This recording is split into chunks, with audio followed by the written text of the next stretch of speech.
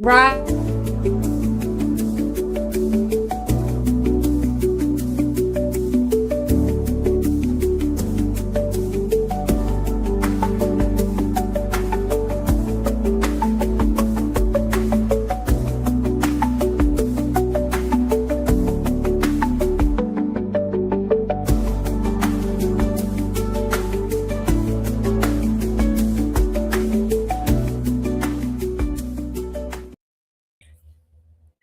Oh, wrong camera. Hold on. It's a Tuesday. You already know. You already know, guys. You already know. Okay, hi. Hello. Welcome. But for real, hello, welcome. My name is Lacey Jane, and this is Criminally Confident. I need for those of you watching right now to do me a favor and tell me if everything sounds okay, because I accidentally packed away my headphones, and that's why I was late to the show. I'm not quite sure what to do. And I know that I'll be able to hear. And I'll look for like a headphone jack while we're waiting, but that was that's why I've been running around. All right. So today is Tuesday, January 13th, my ex-boyfriend's birthday. And I can't believe I remember that. Isn't that weird? And we're going to be doing a little bit of get ready with me while watching some of the testimony from the Adrian Gonzales trial. If you are unaware, he is the police officer who is being charged for failing, essentially, to utilize force in the Uvalde massacre that happened in 2023. Also important to mention, if you haven't watched before, there are certain words that I cannot say. For instance, the thing that was used to hurt the children, I can't say that word. What happened to the children? That's also a no-no. So I might use some creative language, and you might have strong opinions about that, as do I, but I have to play by YouTube's rules. As someone who believes full-heartedly in the First Amendment, I think it's silly, but you know, you got to do what you got to do. So I hope you guys had a great weekend. It was wild and busy, and we got great news here in Columbus, Ohio, which is that an arrest was made in the unaliving of Spencer and Monique Tepe. I ran into some family members and friends last night of theirs, and out of absolute respect and appreciation for the information that they provided me with, I'm not going to share anything until I get the green light. But it'll be fine. And if you have questions, please feel free to ask me. I'd be happy to pass them on to see if that's something that they feel comfortable with me addressing. But yeah, that's just how sources work. I have to be respectful, and this is a very difficult situation that two families are having to endure. So if you could, this is huge, please make sure to hit that thumbs up button. And while you're at it, check to see if you are subscribed to my channel. Both things are free, and it helps me tremendously with the algorithm. It helps put this stream in front of other people, because we're kind of slow right now. But once again, it's also a Tuesday. Tuesdays are, I used to say Fridays were my slow day, but do y'all know that we had the largest stream so far on Friday? We had 62.9 thousand views. Like, that's just bonkers. Absolutely crazy. And I think for 28 rolling 28-day period, we are at 560,000 views, over 500,000. And oh my God, look at that. Look at Maybe. Look at this chick. Look at this chick. She's just incredible. Thank you so much, Maybe. For those of you who have just been gifted a membership, please make sure to thank Maybe, throw some W's in the chat. And if you feel so inspired, please feel free to pass it on. And this is great for you because you're going to get access to some fun emojis that only members get. You are going to get access to members only streams. And I've done quite a few recently. So a couple involving the Spencer and Monique Tepe situation here locally, Columbus, Ohio. And did a little Amazon shopping with my members on Saturday. You guys saw my bikinis and my body lotion. Congratulations. All right. So, what else do you get? Oh, and you get discounts for merch, which is going to be important because we are doing a total exciting live launch of my merch website on February 1st. I've spent a lot of time on it. So I hope that you guys like it. Let me see who just became a member before we start this.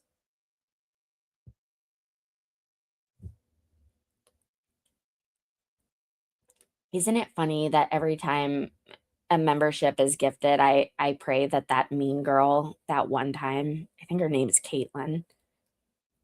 She lives in my head rent free right now. She was like just so mean. Okay, Thomas Gross, Crystal Vance, Kathy Friend, Natasha Bennett, Tanya Yeager, Kathleen Brewer, Tony, Tanya Marie, my bad. Beer Belly Slots, love that. Tommy John and Sit Down Blue. You guys are all now members of the Criminally Confident club. I believe it's called The Crew. And so I hope you enjoy it. Make sure to use those resources that you're going to have access to over the next month. And YOLO, live it up. All right, let's get this thing started and on the road. Let me know if you have any audio issues on your end. I'm probably going to have to mute up for quite a bit. And we also have a guest, before I forget. We have a guest with us today. Bitsy McBobsons Esquire. Say, don't call me. DJT's been calling me nonstop, wanting me to defend this guy from Venezuela. I don't know what his deal is. I keep pressing the spam do not call me again button. Okay, you can go back to bed now.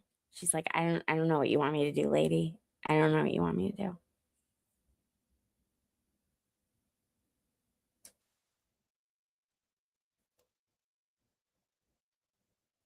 Okay, we're on Friday. I feel like this is important for me to give you guys some context. This witness said something in court that was completely different than what she had said when she was deposed and like during an interview several years ago. That happens sometimes. That honestly happens, especially with victims of trauma.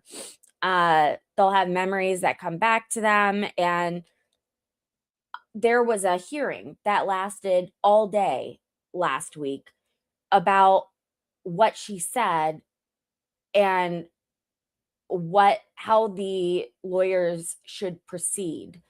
And that is what we are going to watch right now. We're essentially going to watch her finish giving her testimony, and it's interesting. So just stick with me here.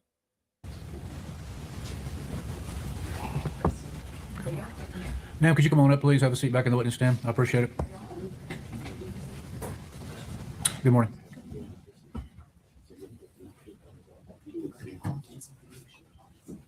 Is that your screen?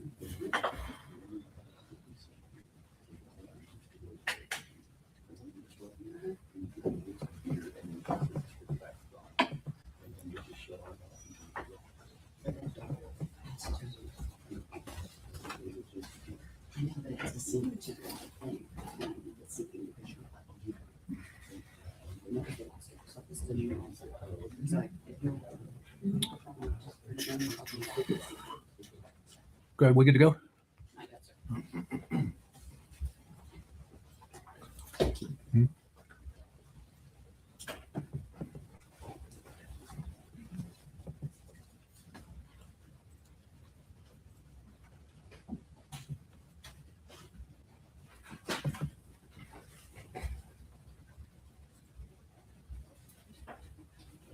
That should sink it right there. You should be able to put it in there.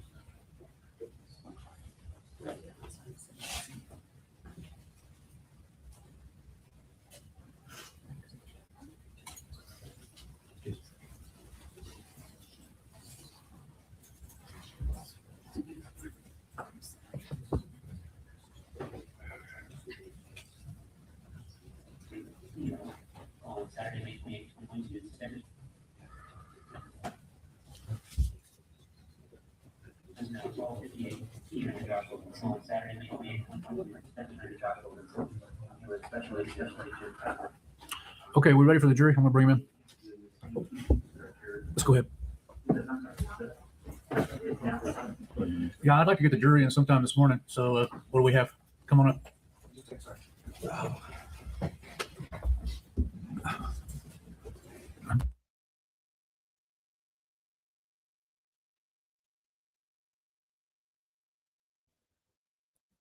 I cannot find those headphone jacks for the life of me.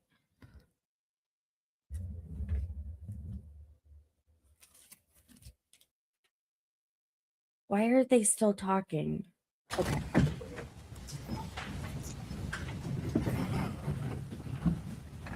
All rise for the jury.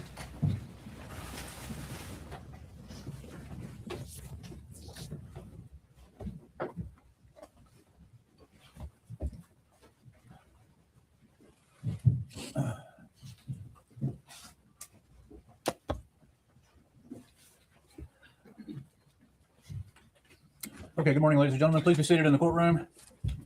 When we recessed, the witness had been passed for cross-examination, so I'll ask the defense to proceed, please. Yes, sir. Thank you.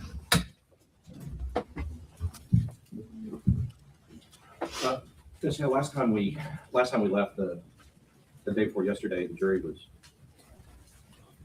left the room, and then now they're back today, and so I kind of want to go through a few things.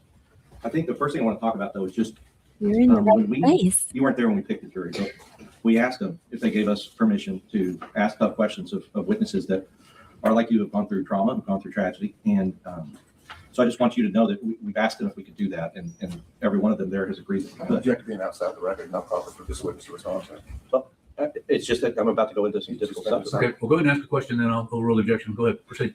Yes, Your Honor, may I approach the witness? Yes. Ms. Hale, you and I gone through that statement that you made to the Ranger, and we talked about that, and I played it for you the last time that we were here together. Yes. Okay. And so, Your Honor, at this time, I'd like to play the statement that. All right, you may proceed. And Ms. Hale, just to center it, this was a statement that was taken 4 days later when you were being interviewed by the Ranger about your experience and what happened that day at Robb Elementary. Is that right? Yes. Poor lady.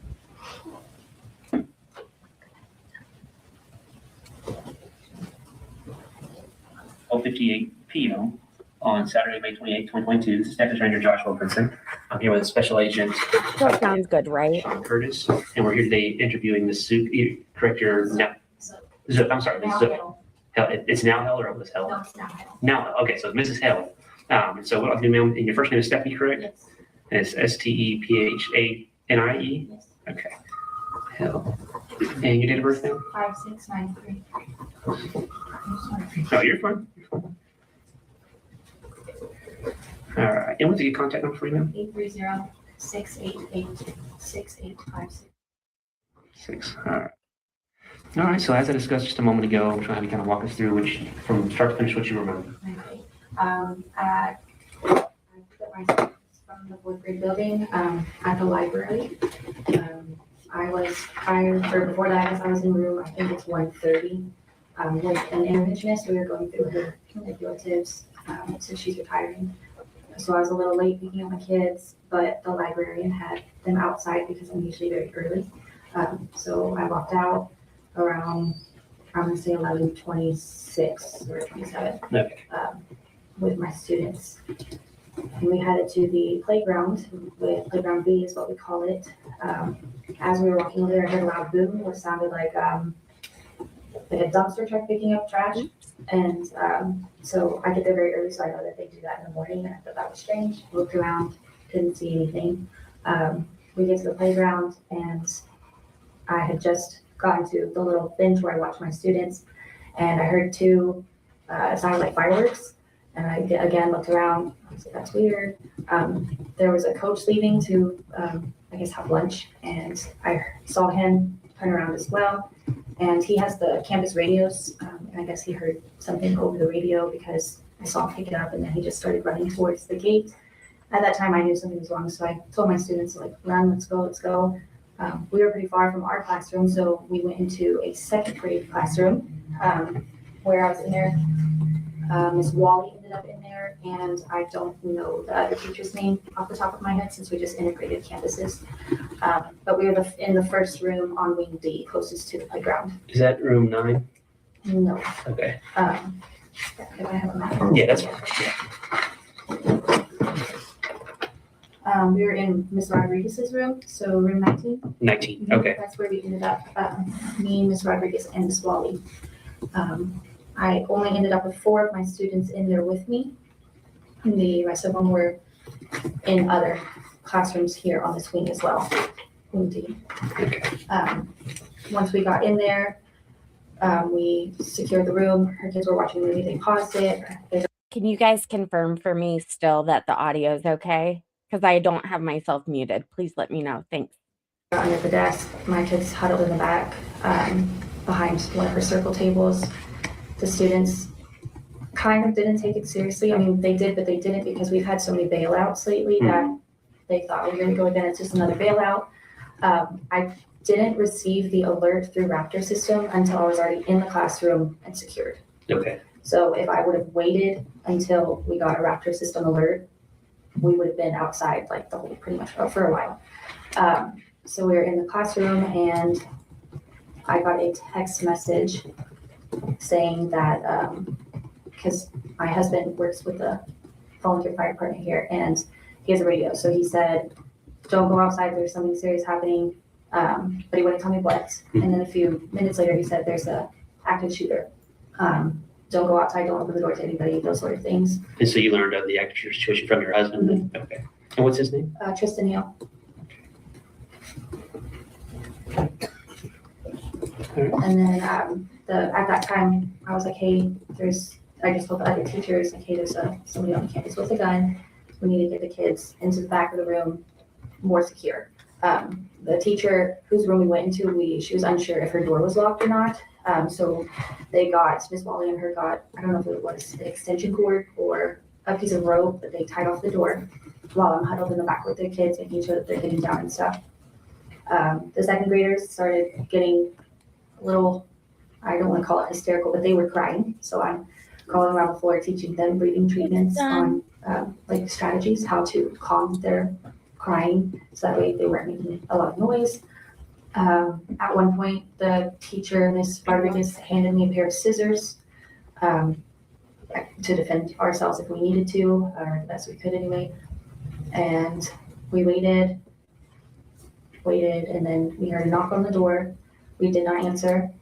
And then a few minutes later, another knock on the door where that's when I don't know if it was a state trooper or border patrol, they told us that we were going to exit the room and we were going to run to the parking lot. So we got all the kids out and we just sprinted to the car parking lot. I think we were the first class out. And we got there, we huddled behind a car. These poor students, they were all carrying their scissors too, because I guess they saw us have them. So I went around and collected them and put them in my back pocket. Then we walked over to this empty field and stood with some trees. At this time, I walked up closer to the parking lot. So because I was worried about my other students and having my class together, because I wanted to make sure they also got out of the classrooms. Once I had my class all together, counted, made sure everybody was there, we got on a bus and went to the Civic Center. Okay. Do you recall approximately what time you left to go to the center? I know timeline's probably shaky. I have it on my phone. That's fine. Yeah, you just want to just kind of look at it and I have have the real like time. 360 app, and it actually told me when I left the campus. It's always nifty to have. But I don't know. I don't want to say anything. No, you're fine. You don't have to be perfect. It's just approximation. I left the campus at 12:21. 12:21. Is when I said I left it, and then I got to Civic Center at around 12:40. Okay, thank Okay. you, maybe. And I'm not familiar with the Raptor system. Is that something that's on your phone? Or? It's Okay. an alert system where teachers can call in alerts, admin, outside neighbors, police departments. They can send it, and it comes to our phones. Is that something that's kind of protocol set up to where they should have notified? Is that something y'all kind of put your heads together on and just try to? We just started using it at I don't know if it was the beginning of the year or right around the beginning of the year. So we've only been using it this year. Okay. But it just sends us notifications rather than coming over the intercom and saying, hey, we're on lockdown, or giving a code word or something like that. Okay. And I know you've kind of brushed it a little bit, but what is the policy on the school regarding locked doors? They do have to be locked all the time. Okay. And that's for every building or? Okay.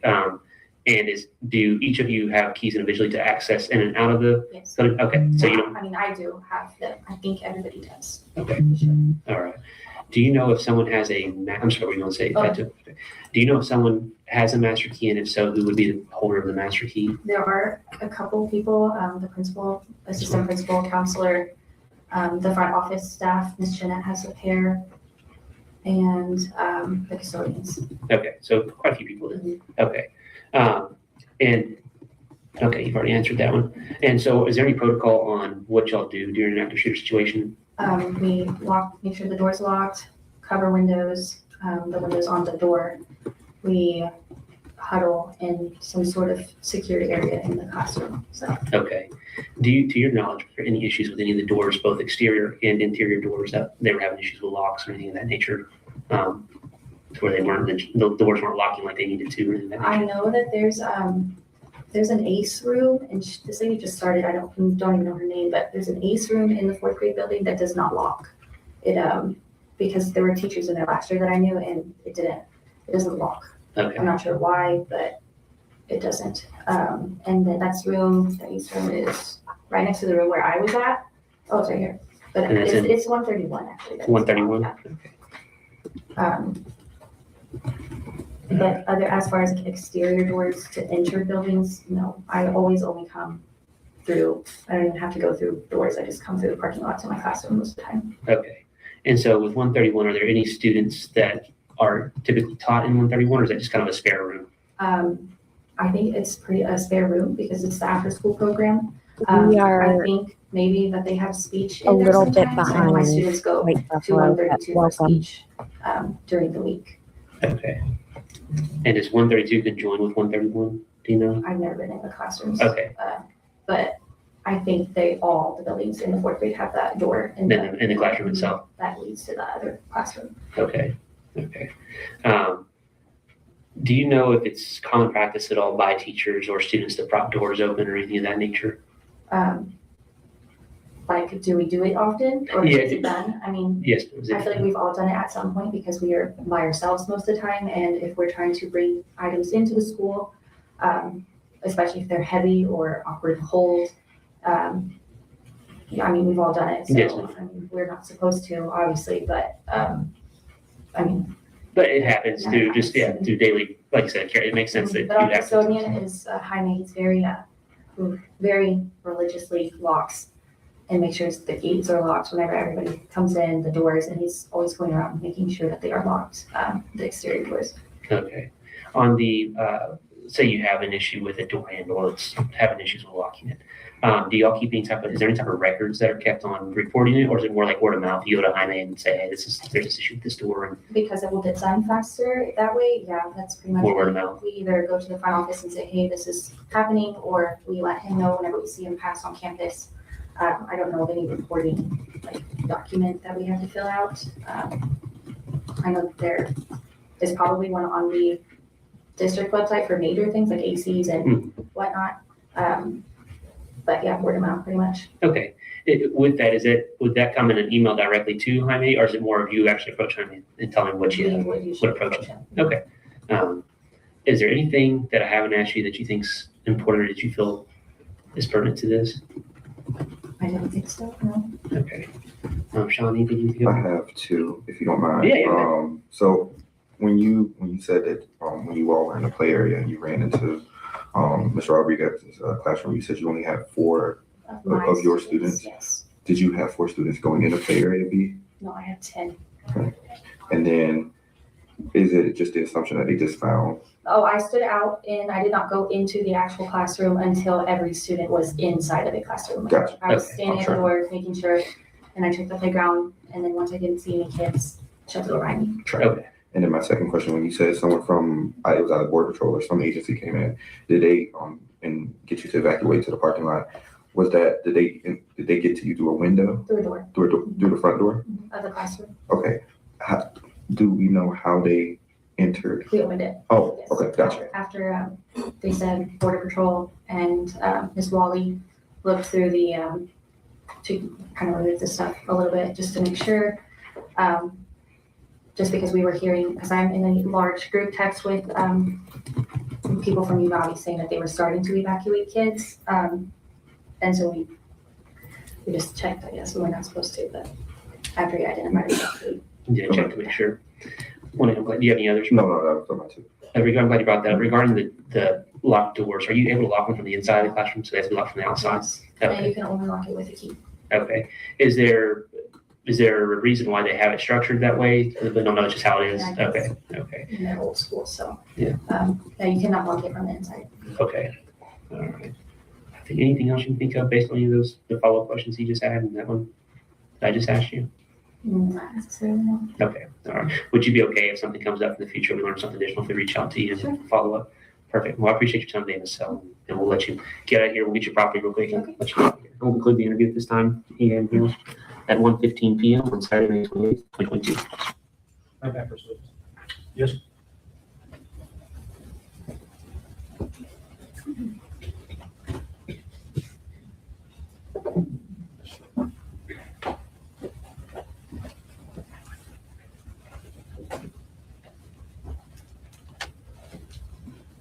With permission, Judge, I'm gonna move this easel to the demonstrator.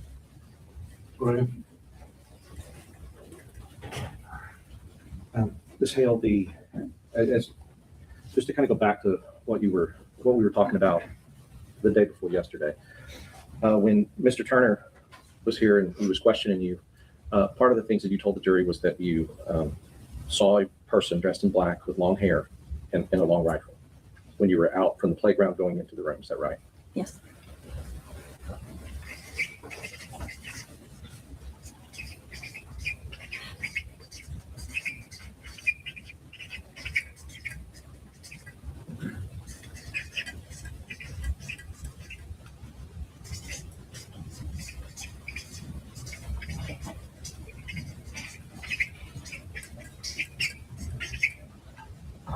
You also said that this person, Mr. Turner showed you this map. And you said that this person that you saw was on the south side area, I guess on the sidewalk next to the south entrance, Closer to the parking lot. closer to here. Mhm. Okay. And but I guess you would agree that he was the person that you saw. You told Mr. I walked away and my dog threw up everywhere. What is going on right now in my life? I'm gonna keep going. Turner. He was completely on the south side, I'm sorry. on that south side. Yes, and I was pointing with a pointer. Right. And just so I can be clear, I mean, this is the south side here, and you were pointing at this Yes. area.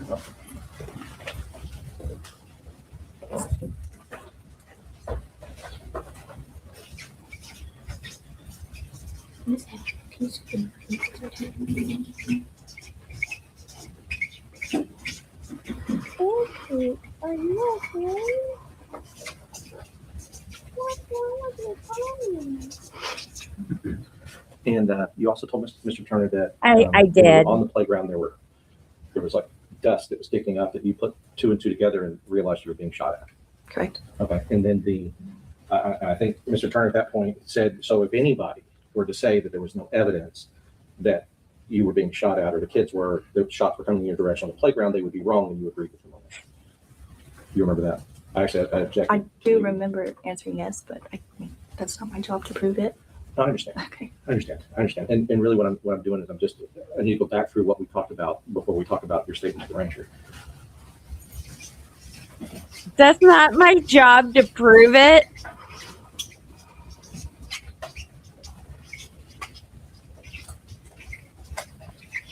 Overly aggressive in situations that don't necessarily call for it. So when we heard that statement, we talked about the fact that it was, and I can back up and go sit down.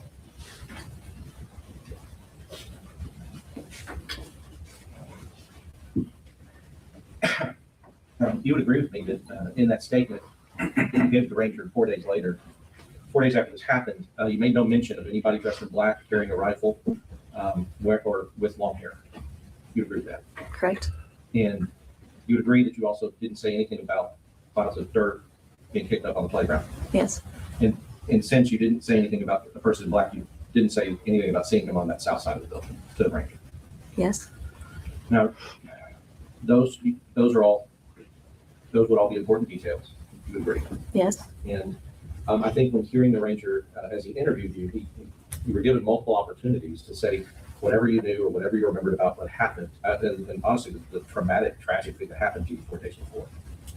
You were given the opportunity to say anything that you heard. Yes. And then I want to talk in particular, when you came to the playground with your kids, you had 4 kids at the time, and I think you said total to the ranger that you went to the playground with 10 students. Yes. So how many students did you have total normal? About 22. About 22. And I think we talked about that. So I think the day before yesterday, you said that you thought you had 12 and 10 had gone home, but it seems like you had 10 and 12 had gone home. I said it was about 10 to 12. Sure. And which is fine. I mean, that's not the same kind of detail as seeing a person with a gun. You would agree with that? Correct. Okay. So, but regardless, it seems like more than half of your students had left after the awards ceremony. Yes. Or perhaps, and I don't know, because maybe you remember or not, that perhaps they didn't come at all to school that day because they were sick or on vacation, that something else was going on. Possibly. Possibly. And I would expect you to remember the attendance, of all the students and who was there originally in the morning and things like that. But one of the things you told the ranger when you got into the room, from the playground, you get in the room, that you had second graders, right? Yes. I went into a second grade classroom. Got it. And your kids, and I'm sorry, I just forgot, your kids, were they in third grade? Third grade. Yes. All right. Because one of the things you said, you specifically talked about the second graders. And you said the second graders, they weren't taking it seriously. And the word you used was, here we go again, it's just another bailout. You remember saying that? Yes. I remember referencing the bailout. Yes. And so could you tell us, because I guess that phenomenon or that experience is common to Uvalde, but may not be common in other places. So could you tell us? Yeah, this was what you crazy were to referencing me. when you read that? When an illegal person, I guess, comes over and bails out of their vehicle or whatever they're in and is around, I guess, running around town possibly, there could be possible danger. So we would go on lockdown. Right, and thank you for explaining that. And, you know, and I do want to tell you this too. I think you deserve a lot of credit for acting on your own when you saw the coach running in, because one of the things you said is you didn't get the raptor alert. If you would have waited out there for the raptor alert, you would have been out there with those kids. And I will agree that if you had waited, then that shooter would have been near or around in that area. But and I think you're doing that save your kids' lives, honestly. So you get credit for that, and we appreciate that. But getting in the classroom and now talking about those bailouts, illegal. We talk about illegal people who are undocumented to come over, and I guess it was a common thing at that time in New Valley. It was a common Say thing. what you want to These say. bailouts Come would happen on. where there would be some sort of accident or wreck or some criminal activity or something that would cause people to bail out, and it would cause schools to go on lockdown, like yours, if it happened, I guess, in your area. Correct. And I don't know if you know this, but since you were a teacher there for that year, and you were a teacher there in like February to May, there's I believe that. I do. an estimate that there was about 50 bailouts. in that. Objection, Your Honor. That's outside the record. Well, I'm asking if she knows. You can answer if you know, ma'am. I'll overrule the objection. About 50 bailouts from that February to May time period. And the reason I'm asking if you know is because some of those bailouts would be causing the schools to go on lockdown, right? I'm unsure of how many there were. But there were a lot. I mean, it depends on how what you consider a lot. I don't know. I guess I'll ask what you consider a lot. Did it seem like you were having to lock down for bailouts a lot? Not an excessive amount, but enough to be noticed. Right. And I think that's why when you talk to the ranger, here we go again. It's just another bailout, right? Those are the words that you used. That the kids said, yes. That the kid said. Okay, the words. I believe so, yes. Right. The words that you used to the ranger about what the kid said. Right. Yes. So they're second graders going, Thank here we go. you. It's just another bailout at the time, right? Correct. Now, you also told the ranger that you were safe. Well, I mean, nobody was safe, but you were at least in the classroom and kind of had started barricading when you got a text message from your husband. Correct. In the statement, it says that. Right. And in the text message, you said at first, because he's a volunteer firefighter, you said at first he told you there was something going on, and he's warning his wife, which any husband would. He's worried about her. He's telling you, be careful, like be aware something's going on, because he was hearing, I guess, something over a police scanner or something else. Is that? Yes. Or he was on the phone. I don't know. Sure. And then you told the ranger that after that you got a text message from him saying that there was an active shooter. That's what I said at the time. Yes. That's what you said at the time, and that was a true statement. What you said. What I thought to be, or what I remembered to be at the time. I was still in shock. You could hear it in my voice. Yeah, no, absolutely. And you were, but there were. We'll talk about some of those So details. aggressive. Your husband, you were communicating with your husband inside the classroom, Correct. Ooh, I like that. and you knew enough to say that he told you that that there was an active shooter, and then the officer or the ranger asked you. So that's how you found out there was an active shooter from your husband, and you agreed with him. You heard that. Yes. I don't know. Can I speak? Well, so the prosecution is going to get an opportunity to ask you questions after, but at this point, and I know it may be hard, but I have to ask the questions, and I'm just asking for the answers to the questions I'm asking. Okay? Okay. All right. So when you 4 days after this had happened, and you sat down with the ranger, and he said, based on that text from your husband, that's how you found out there was an active shooter, and you agreed with him. Is that correct? Based on that statement, yes. Yes, and that's what I'm asking. What we've heard in the statement. Yes. As far as I want to talk about the sound, because there was also things that you said in that statement that you also said here and testified to. You talked about the scissors. You had the scissors, children had the scissors. Maybe in mimicking you or trying to do what they could as well. And that you said that in the statement, and you also testified to that. Yes. And you were in shock back then, but you remembered that detail, and you definitely talked to the ranger about it after. Correct. I also think that you talked to him about the cord, I guess maybe an extension cord or rope that was being thrown over the top of the door to prevent the door from being able to be opened. You talked to the ranger about that, and you told him about that detail. Yes. Even though you were obviously, and of course you had gone through that traumatic event, that's a detail that you remember. Yes. you told them about hearing the sound like a dumpster truck. And we the last time you and I were here, we talked about that, about what that sounds like. And would you agree? I guess it sounds something like metal being slammed down on concrete, Yes. like a huge metal on concrete. Yes. Now you know now that the shooter wrecked into that culvert. I guess that concrete culvert that's, if you kind of go out front of the school and past that field, there's a fence and then there's that concrete culvert, and you know now that the shooter wrecked into that culvert. Yes. Okay, so what I want to ask is now knowing that the shooter wrecked into that culvert, meaning flew off the road and slammed down into the culvert, is that consistent or similar? The truck doing that, a metal part doing that, is that consistent or similar with the sound that you heard of the dumpster truck? Possibly, yes. Right, because it would involve the same type of action that you were talking about, which is heavy metal being slammed down on the concrete. Yes. Ooh, I have And blue then you mascara said in your too. statement to the ranger, you said after that you heard two fireworks, like two fireworks. What Might it be sounded a like? little excessive. Correct. Do you know now that after the shooter wrecked into the culvert, he took shots at the people who were coming out to the culvert to help him? Yes. Right. And so is that consistent, hearing the dumpster truck slam into the concrete or hearing the dumpster truck sound that you heard? Sure. And then hearing Can the we fireworks just sound, is move that forward? consistent with what you know now, that after the wreck into the culvert, the shooter was shooting at people who were trying to help him? Yes. But you did not tell the ranger 4 days after this incident or any other fireworks sound but those two. I'm sorry. In this statement, you did not tell the ranger at the time, 4 days after the incident, that you heard any other fireworks sound other than those two, the two fireworks sounds that you heard. No. And when the coach, you told the ranger that the coach, I guess what you did was you observed the coach Ooh. on his radio, because the coaches, I guess, have radios. Yes. Okay, the teachers don't. No. The coaches have radios, and you said you observed him. What you told the ranger was that you saw him saying or hearing something on the radio, and then you saw him tell the kids to run, and he started running.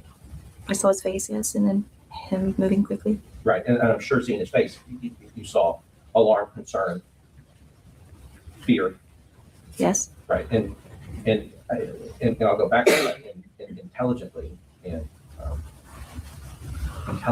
on your part, you assessed the situation, saw the fear on the coach, saw him running, and you took your kids and you got out of there, right? Correct. But you didn't tell the ranger that you heard the coach say anything, like there was something, whatever was going on.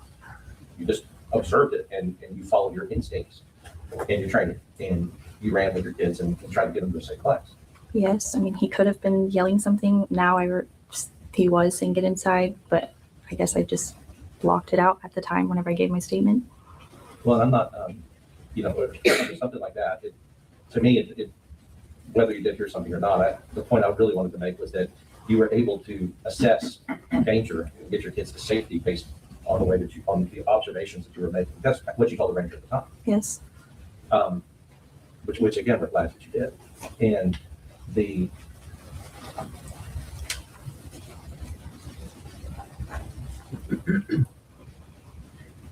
and at the point that you were talking to the ranger, you knew that the person, the monster This is responsible brutal. for doing this to these children, you knew that person was dead. I'm sorry. The monster responsible for doing what he did to these children and hurting these children, you knew that he was dead when you talked to the ranger. Yes. And you understood that the purpose for you giving the ranger information, the reason they were talking to all of you. Jeff is assuming what's in the ranger's mind. Well, That's something you can possibly know. Okay, if you'll rephrase it, I'll just think of Jeff. Okay. I want to talk about what's in your mind, right? In your mind, when you're going to sit down with the ranger after something like this has happened, that you were a witness to part of that, in your mind, you understood that you were sitting there to give information as part of an investigation into what happened. Yes. Right. And in your mind, you knew that it was important to tell the ranger everything of any significance that you saw or experienced during that time. Could you repeat the question? Sorry. No, it's okay. you knew and understood while you were sitting with the ranger that it was important for you, just like everybody, I'm sure, who sat with any law enforcement after this happened. You knew and understood that it was important to tell the ranger, to tell this person any relevant information that you knew about what you experienced. I knew that it was mandatory and a requirement. Yes. But Let me ask you this, right? Even if it wasn't mandatory, even if you weren't required to do it, you would have sat down and talked to them about it. You would have participated in the investigation. if I had to, Well, Really? if it was not mandatory, I would not have gone. because it's hard to talk about. It's Yes. traumatic. I understand.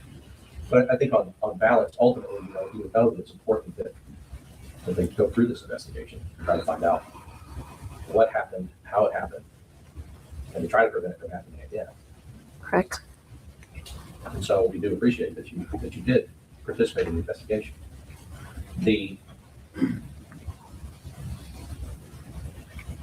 However, later,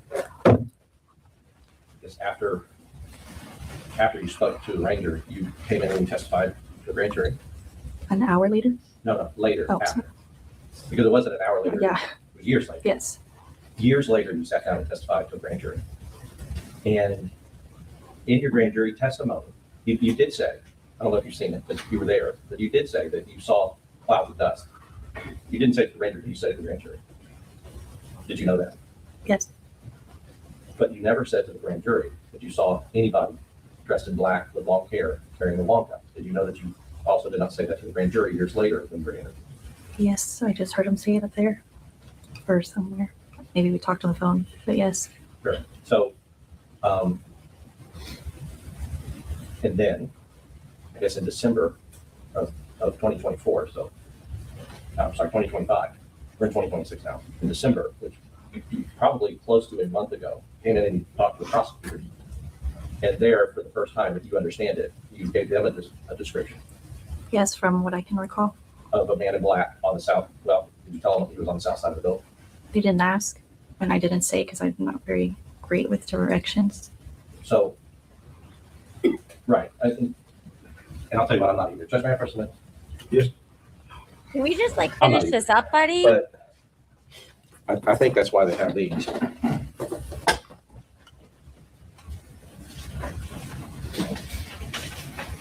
This is the South, and I'm not asking you to be Great West South. Did they, in their interview with you, did they ask you to point to a part of the map where you saw this person? Not that I remember. Okay, and you said that they didn't ask at all. Not that I remember. So I would have answered it or asked to show.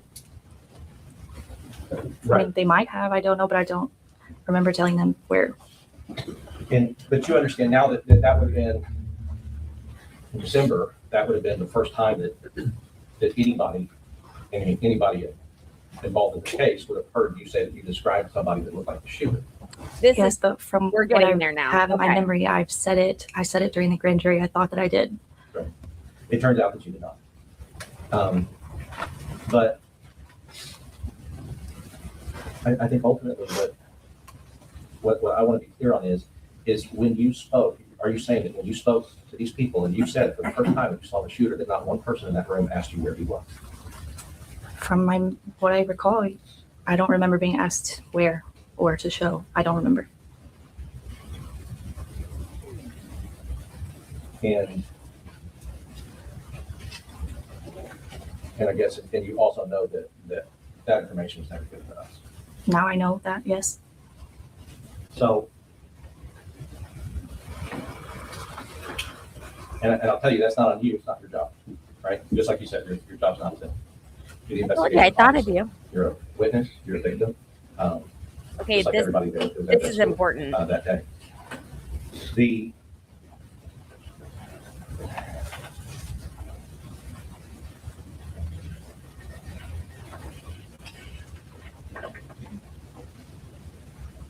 Awkward. Were you aware, or did you know, because the ranger was asking questions about the locks at the school. And you said, yeah, sometimes we're alone, or, we prop it open, I know we're not supposed to. And just so we can be clear, I mean, no. Okay, just to be clear, as he just said that. What he's doing right now, he is asking these questions in all these bizarre different ways because he wants to be 110% sure that the state did not commit a Brady violation, meaning they had information that they didn't share with the defense so that the defense could have an expert to refute whatever point was being withheld. That is the very layman's terms way of explaining what is going on here. And so he's thinking of every possible way that you could try to say this. It's a lot.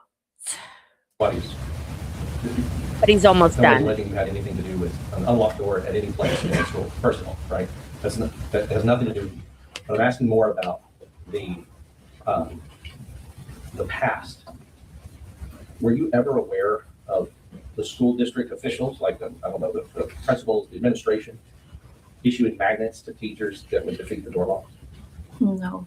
Okay. Did you? And what I mean by that is, I guess, were you aware of any teachers or substitute teachers using magnets instead of keys to cover up the part where the door was locked so that the door could be open? Possibly, but I don't think that the school district gave them the magnets for that purpose. Yeah, no. And so, as far as I think, like you say, as far as you know, as far as you're I don't. aware, you don't know that they were doing that. Yes. They wouldn't do You said that. possibly. Is that something? I'm just trying to explore. Is that something that you had seen before? Have you seen these magnets being used in that way at the school? I've heard of people doing it. Yes. Never physically seen it, any other teacher at that school do it.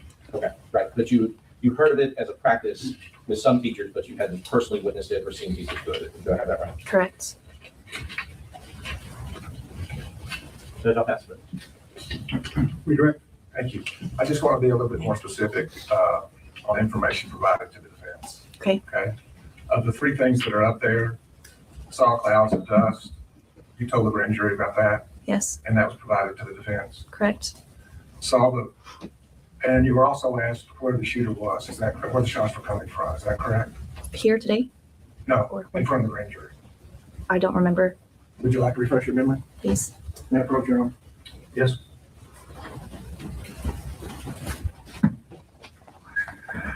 This girl must feel very strongly that this guy on trial did something Okay. wrong. She hates it. Yeah, it says on there. And so were you asked where the shots were coming from? Yes. And did you tell the grand jury? Yes. And was that provided to the defense? Yes. But you were not asked how the shooter was dressed. Is that correct? Correct. In front of the grand jury. No. Well, I don't believe so. Not in that part that I just read. Now I want to go back to the questioning that's been occurring.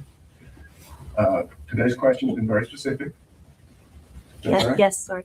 In front of the grand jury was very specific. Not like this, but I don't know. It's a little more specific I here. love my way we talk. And with the Rangers, did they just simply ask you to tell them what you knew? Yes. Were you conducting the investigation? No. Did you know what was specifically important to them? No. I didn't think that what I had to say was as So they asked you to explain what happened. Is that They correct? did. Yes. And you told them. Yes. And when they asked you, is anything else important? Did you know what was important to them? No. I was ready to get out of there. Was it your job to know what was important to them? That was objectively. Oh, really, objection. Go ahead. Go ahead. I'm sorry. Was it important for you to know what was important to law enforcement? No, it's not my job. And now I want to go back to those events if we could, okay? Okay. You hear a sound? Did you hear a sound? Yes. And did you attribute it to something that you were familiar with? Yes. And what was that? The dumpster. And now Mr. Goss's questioning very well could have been a wreck instead, correct?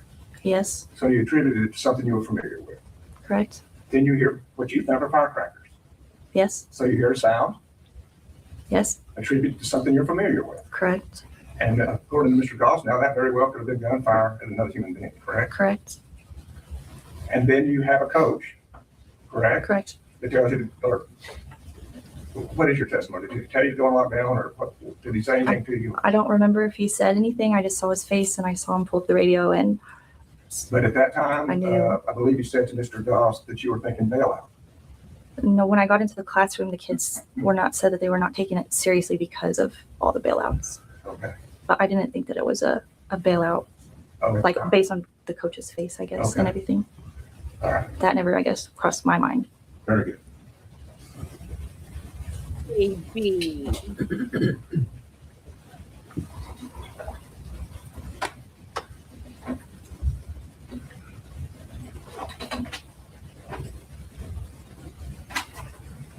Thank you. Okay. Absolutely. Just look. Oh, no. Thank you, Judge. The prosecutor asked you after the three things on here, and we talked about it, that you did say that there was clouds of dust to the grand jury years later, but not at the time, right? Correct. So the three things, these two things were not given to the defense, and you understand that. Yes, I do now. The, I'm sorry, Your Honor, I didn't hear what the last question was. It may be important. Oh. Did you say? I said, the three things, you said the three things on the board, I said, those three things, those two things weren't given to the defense. One and two. Okay, I just want to make sure I heard that.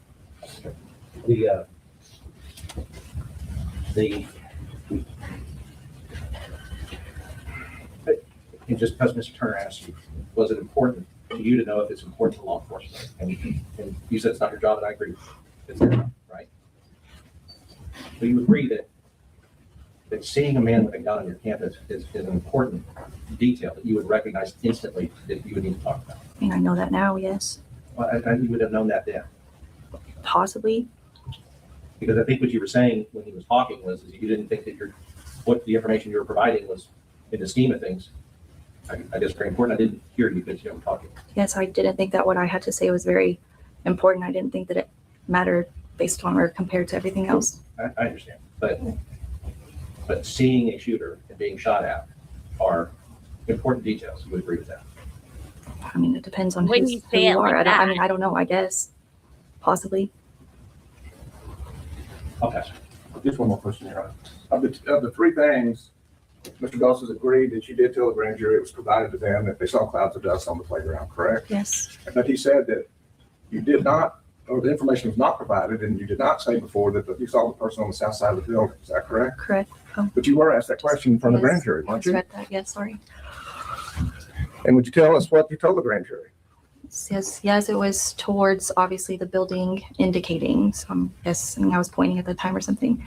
At that point, the coach had yelled, "Hey, get in the room." No further than that. I'll just the whole point. So the specific question was asked where, and you said obviously toward the building, and then it says indicated. So you pointed to something. Is that correct? Yes. So that information was provided to the grand jury Yes. Sorry. and the defense. Yes. Absolutely. Okay, Judge. All right. I'm sorry. I don't want to do this to you. I'm sorry he keeps doing it. Saw this person on south side of the building, and I'm not irritated with you. It's them. Saw this person on south side of the building. Now, what you just read from the grand jury, you agree with that? You never told the grand jury that you saw the person on the south side of the building. However, he's trying to make it seem. You agree with that? Yes. Shots coming from a location is not, I saw this person on the south side of the building. You agree with that as well? Yes, but wouldn't it be? I don't know. It's kind of implied. You're saying that it's kind of implied, but it's this phrase right here. I saw a shooter, and he was on the south side of the building. That was never said to the grand jury or at any other time, except in December when he told the prosecutors and they didn't tell us. Yeah. Pass it. Oh, he definitely feels Okay, like ma'am, there's a would you, break-in. do me a favor, if you'll go with the bailiff momentarily, don't leave, and we'll call you back in shortly. Members of the jury, I'm gonna give you a recess a little early, take 15 minutes, Can you and remember my talk instructions to- for everyone rise for the jury. K-Dub about Discord. Yeah, because I don't have a free hand right now.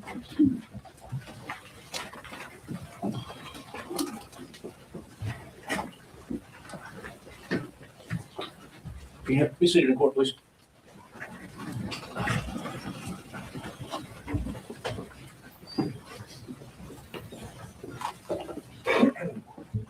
Let the record reflect we're outside the presence of the jury. The witness has completed the testimony.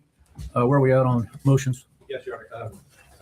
After considering the testimony of the witness, we are asking the court to avail us, the defense, of the remedy of instructing the jury that they cannot consider her testimony at all for any purpose in its entirety. the He must be still failure to upset. turn over the specific, that specific piece of critical evidence has put us to a disadvantage with this witness, has put us to a disadvantage with our theory, as I've kind of outlined to the court in the ex parte brief that I provided. And we do not believe that, again, the court has denied the mistrial, but we do not believe that, that allowing the jury to consider her testimony for any purpose, we believe that it'll affect the due process rights of the defendant and our ability to continue in the defense of the case in the way that we had set it up and prepared for in the first place. Yes, Your Honor. The accusation yesterday was significant. It gave us a significant pause. The three very important things were left out. Number one, the shots flaring up around her. Number two, where the shooter was. And number three, the clothing that he was wearing. That gave us significant pause.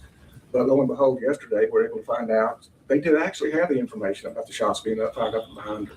The evidence has been developed today that they did actually have the evidence that she said that the shots, I agree, not the gun, but the shots came from the building and then indicated. So they do have information that she was aware of where the shots were coming from. That does leave, though, Your Honor, still that disturbing point about the clothing not being turned over. We agree that is improper. We should have done it because it was new information. Didn't seem all that significant since we had photographs of the shooter in black. But nonetheless, we believe, number one, it has all been cured through cross-examination. He's pointed out that she didn't say it originally. The jury is aware of the truthful nature of her conduct all the way, and they weren't ready and prepared to do that. It has not caught them off guard as of now because of the court granting a continuance. Second of all, Your Honor, we believe that if the court does believe some kind of measure is appropriate, we ask the court not to throw the baby out with the bathwater, and that is the only surprise that they're addressing is the black hair and the gun, and it would be appropriate if the court feels like that caught them off guard and has affected their defense to instruct the jury not to consider that portion of the testimony. Your Honor, may I respond? I feel like I'm getting gaslit with this clothing thing. That is not the issue about black clothes. It is the fact that she said that she saw a man who matched the description of the shooter with a gun. And that's the key issue. It's not his clothing or the fact we know that he was wearing black.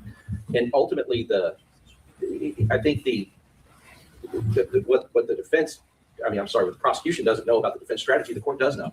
There's things that we could have done and investigations we could have made. Mr. Goss, I've heard enough.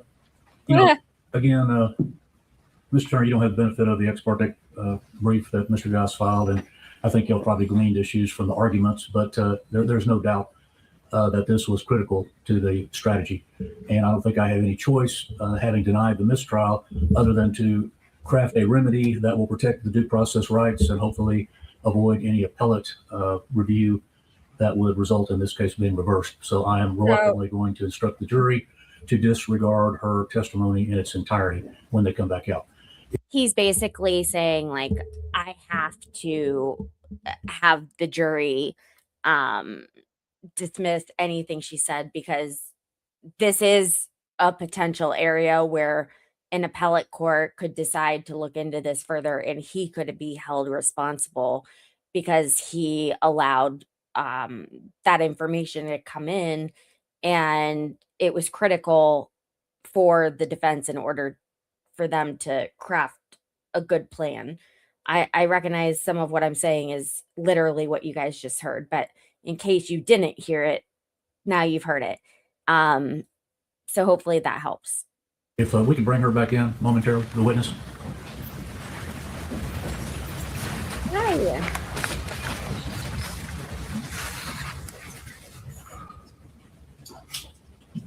Maybe.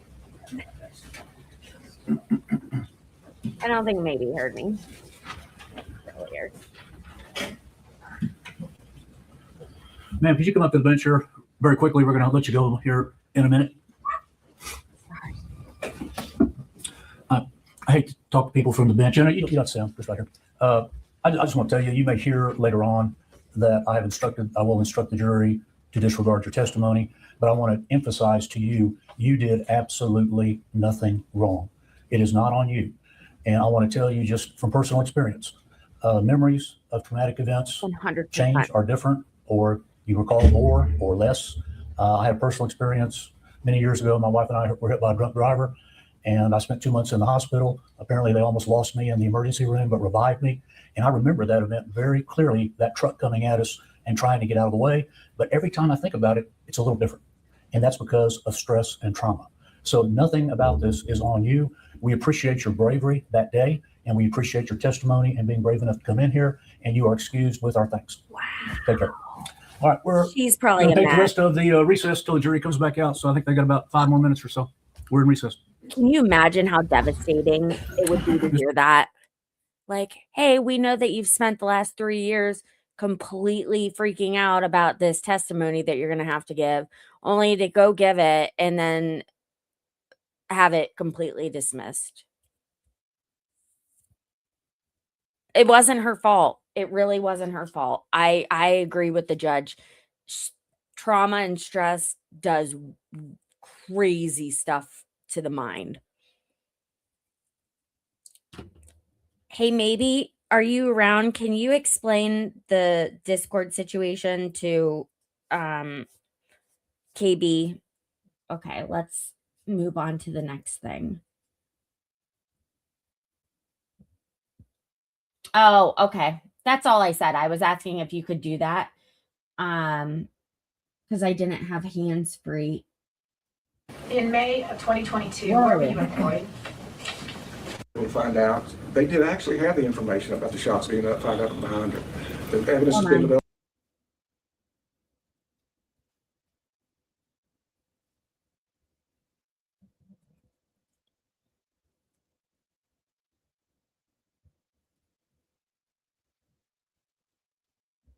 In that regard, and I'm going to expect you to follow it. So listen carefully to this instruction, if you would, ladies and gentlemen. We have just heard testimony, as you know, from the witness, Stephanie Hale. The court, outside your presence, after a hearing mandated by law, has ruled that the witness's testimony will be and must be excluded as a matter of law. Therefore, you are instructed to disregard any and all testimony provided by Stephanie Hale, and her testimony will play no role in your analysis, deliberations, and decision in this case. With this instruction, you are reminded that you are bound by your oath as a juror to follow the ruling of the court as provided. So please remember, ladies and gentlemen, mandated by law, don't speculate about it, don't wonder about it, don't hold it against either side, just follow my instruction. Fucking think about it. Right. Good morning. Will you raise your right hand? You solemnly swear the evidence in the testimony you're given this cause will be the truth, self you got. You can have a seat over here. Thank you, ma'am. Hey guys, if you could please make sure to like the stream and check to see if you're subscribed. It's free to do both things, and it will help me a lot with our algorithm. We're kind of lacking right now. Thank you. Hi, Shelly. Welcome. Okay, what's the hold up? Full name for the record. My name is Emilia Amy Franco Marin. Good morning, Ms. Marin. In May of 2022, where were you employed? At Robb Elementary, Uvalde CISD. Okay. And what was your job position at that time? Maybe. I was the ACE coordinator. Okay, and for the jury and for the record, can you explain what an ACE coordinator is? It is an after-school centers program. So I ran the after-school program for the children there at Robb. And approximately how many kids were in your program? 150. I was going to say a lot. And what campuses did you work at, or was it only Robb? I've worked for the district for 25 years. So I have worked at different campuses. Okay. And just for the record, where is Robb Elementary located? In what town and what county? Uvalde, Texas. And how long had you been at Robb Elementary as of May of 2022? I've been there for a month. A month. Okay. Yes, ma'am. And what room number did you work in? What was your room number at Robb? So in this trial, White Buffalo, the witnesses have chosen not to have their faces on TV, and state law allows them to make that request. So we see everyone's chest, except for like the special agents and the Texas Rangers. 132. May I approach the witness, Your Honor? Yes. Poor lady, Yeah. you can hear her. She's a mess. Witness has previously been admitted as exhibit number 1.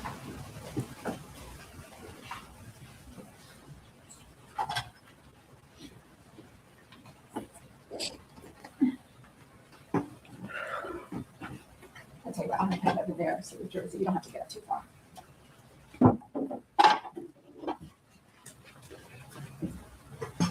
I'm going to use this shadow as a blush.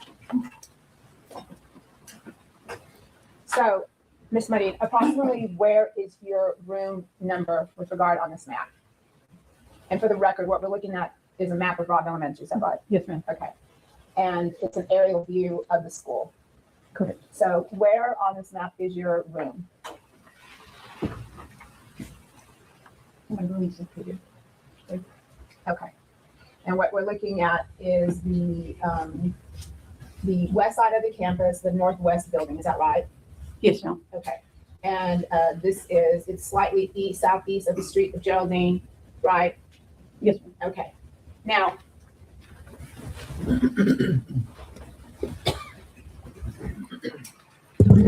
had you previously been trained as far as a lockdown with Uvalde CISD? No, ma'am. Okay. Did you know what to do as far as what you're supposed to do in a lockdown situation? Yes, ma'am. Okay. And for the jury, can you explain what that is? Because I am in a classroom, turn off the lights and lock my door. Okay. Now, are you still employed with the Uvalde Independent School District? No, ma'am. Okay. Now, I'm going to take you back to May 24th of 2022. What time did you arrive at school that day? Approximately about 7:30 in the morning. Okay. And is that the time that you usually arrived on campus? No, ma'am. Okay. So why did you arrive early that day? My grandson attended Robb Elementary that year, and they had award ceremony. So I arrived early so I could be there for his ceremony. Okay. And what grade was your grandson in? He was in the 2nd grade. Okay. And approximately when did his award ceremony end that day? I'm going to say maybe about 9:30. Okay. And what were your plans for the rest of that morning? Every other morning that I would have to show up to work, I was always at another campus. And that morning I wasn't scheduled to go anywhere else. So I stayed there and I began to plan the celebration for my students for the next day. So I went to my classroom to prepare. Okay. And this celebration, what kind of celebration was it? It was an end of the school year celebration. So we were going to have a dance for the students and their families. Okay. And were you coordinating the celebration with another teacher? Yes, ma'am. Okay. And what was his name? Gabriel Gonzales. Okay. And what were you and Mr. Gonzalez's plans for? Was he supposed to be doing something? He was the one that was in charge of purchasing food, snacks for the dance. So he came over to my classroom and we spoke about what we were going to serve, where we were going to serve it. And he had a list of what snacks and food he was going to get. And so we spoke about that. And then he left to the grocery store to go purchase the items. Okay. And while he was at the grocery store, were you still in your classroom? Yes, ma'am. Okay. And at some point, did you hear back from Mr. Gonzales? He texted me and said, hey, I've already got the groceries. Can you go and unlock the gate so we can deliver everything through the back and not have to carry everything from the front? So if you were pointing at the back, when you say the back, can you tell the jury what area you're talking about? We call this the back of the campus, and that was considered the front. Okay. And for the record, you pointed to the far northwest side of the campus off of Geraldine Street. Yes, ma'am. And is there a gate there? Yes. Okay. And is that gate usually locked? That gate is always locked. Okay. So when he called you and said, meet me at that west end gate so we can get the groceries in, what did you do then? I unloaded the stuff that was on a cart in my classroom, and I pulled the cart out to the door, and I left it there, and I went back inside my classroom. After a few minutes, I said, he's probably on his way. So I pushed the cart out of the door as I'm going out. I go out, and I put the rock on the door, and I go out to the gate. Okay, let me stop you right there. Approximately what time did Mr. Gonzales contact you or text you? It was probably about 11:20. Okay. And you put the rock in the door for what reason? So I wouldn't have to lock it and unlock it, lock it and unlock it, because it's always supposed to be locked. And you thought it was locked that day? Okay. Yes, ma'am. So when you took the... Are you guys catching on? Are you picking up what they're throwing down? you took the cart out to, you were going to meet Mr. Gonzales there.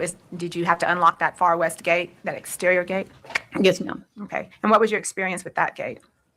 I have employees that would always unlock it when we were releasing the students, but that day I was by myself, so I went in. It has a lock, so I went and I unlocked it, and it's always hard because there's part of that like a pole that goes into the cement, and you have to kind of jimmy it, and then it'll come up, and that unlocks it completely. Two other times that I had tried that, I couldn't do it. So that day, I unlocked the lock, and then I said, I hope I can pull it up.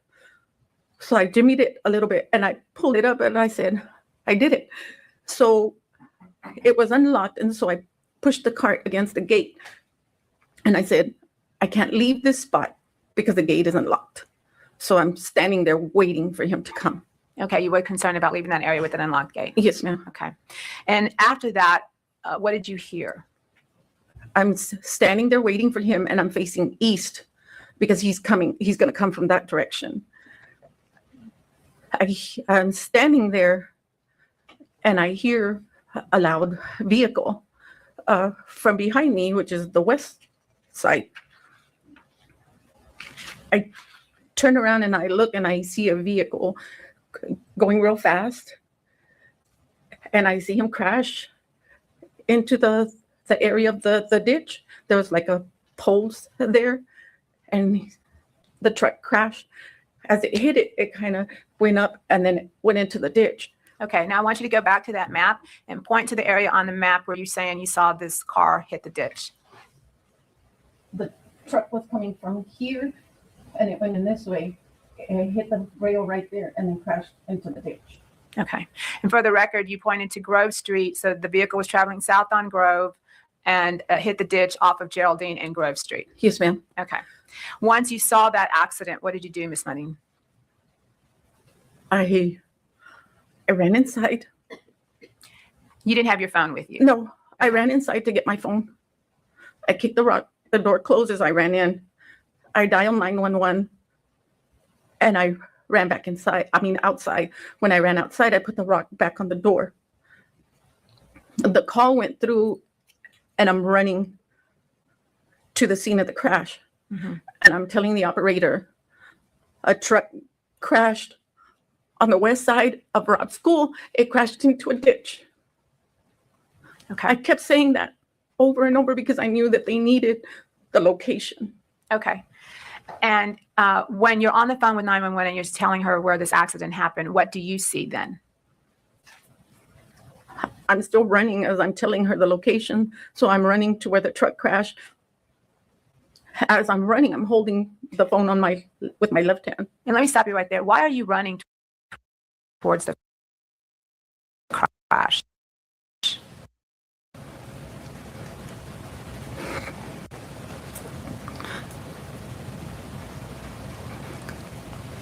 Whoever had crashed. Okay. So you're running, and what do you see? As I'm running, I see on the right side of me, two men running from the funeral home. They were running towards the crash, and then I see them stop. When they stop, I'm still running. And I see them turn around. One of them falls as they turn around, and they run back. And he yells, "He's got a gun." And I turn around, and I start running back. And I tell the operator, "He's got a gun." Okay. Did you see that gun at this point? Not at that moment. But you heard the funeral workers or the people from the funeral home say that. Okay. So then what did you do? As I'm running back, I run into the building. I kick the rock and I close the door. And I run to the classroom. And I bang on the teacher's door across from me. I'm banging on. Hey guys, we're getting to a really important point in this testimony. If you could please do me a favor and make sure to hit the thumbs up button, that would help significantly with the algorithm. Things are a little bit slow today, so anything will help. Make sure you're subscribed while you're at it. We do this every day at 3:30, Tuesdays through Fridays. Thanks so much.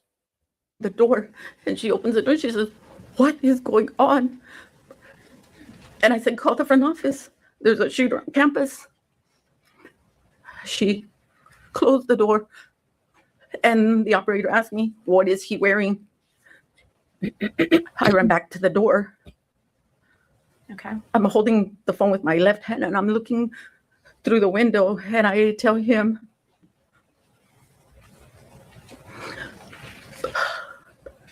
black hoodie, black hair.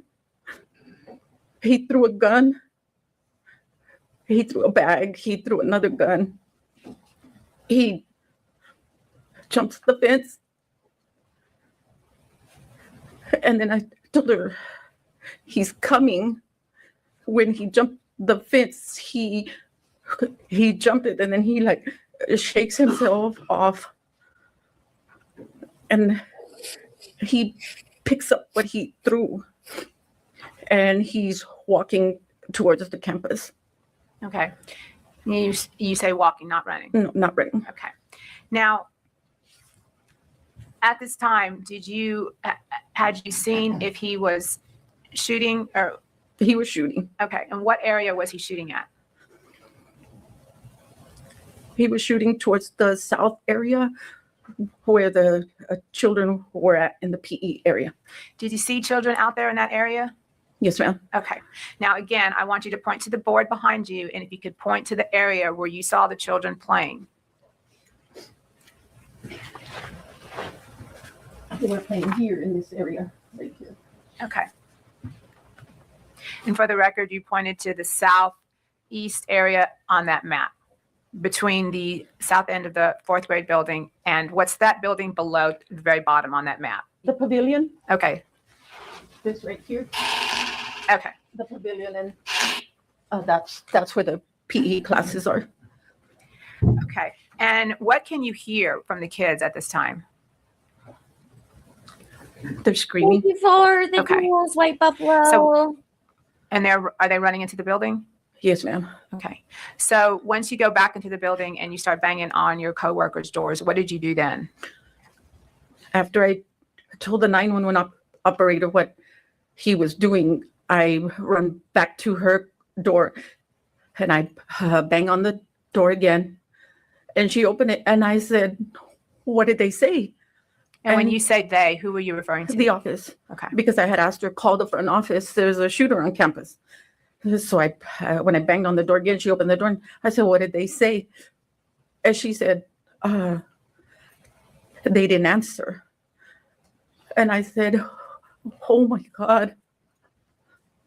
And I turn around, and I see the kids from the south door already running in and screaming.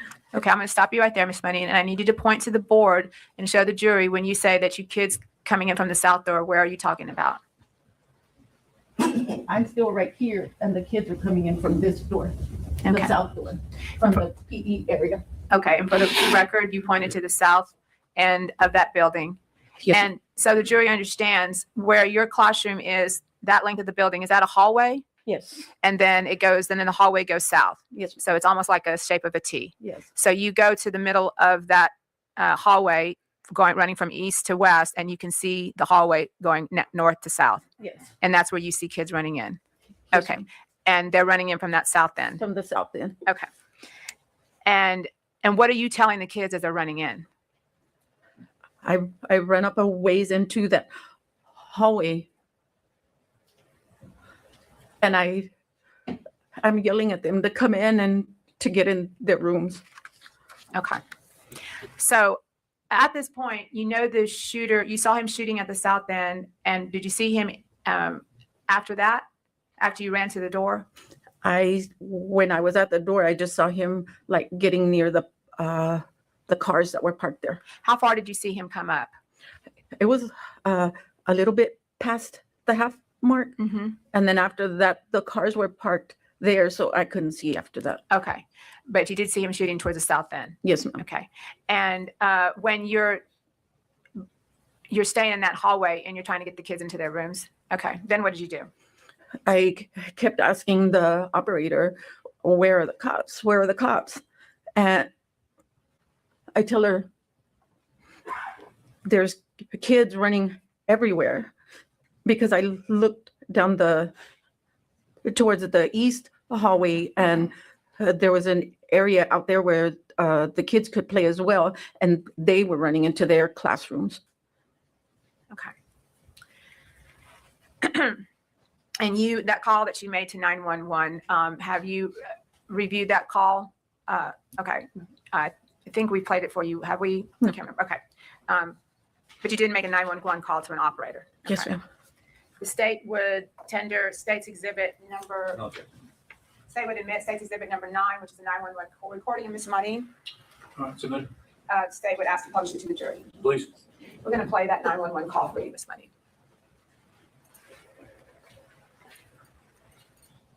Anybody coming at one? Yes, there was something accident right there behind our school. Behind our school. Yeah, she ran into the ditch. Well, how did you do it? What type of pickup truck? Is it pickup truck? I just, anybody that can come over. Oh my God, they're running. I don't know why. Oh my God, it's lots of time. I'm gonna be around to 7:15 Oak Creek, so we won't have a one vehicle accident where pickup truck crashed in the ditch. I'm gonna call her and invite them out for their camera gun. Ma'am. Hello? Yes.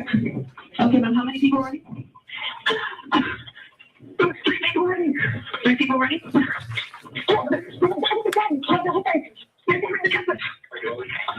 Hello, ma'am? Yes. Okay, ma'am, what's your name? Amy. Yes. Okay. Miss Amy, how many shots were fired? I'm sorry, Trevor.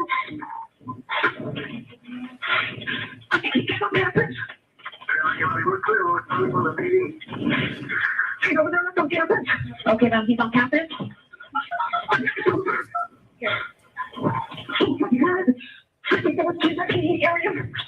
Okay, he's on how? I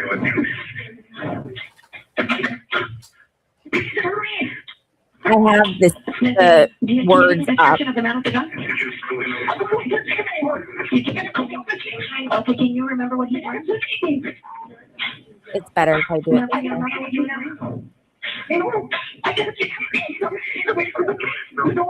You just can't hear it. Oh my God. I think he came on campus now. He came on campus now.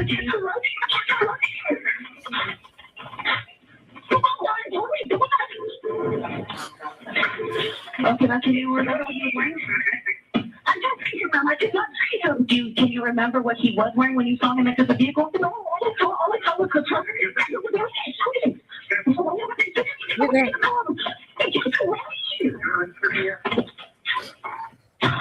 Oh my God. Ma'am, where was he running towards? You said he ran into the school? Talking so fast.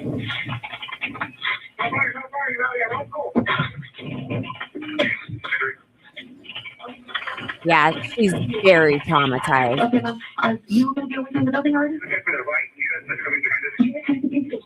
Okay, ma'am. Where are you going to get? Okay, ma'am. Ma'am, he's too strong. Where's the cop? Okay, ma'am. I do have units already coming up. Oh, geez. All those calls coming in. Okay, now can you talk? Units have already called you.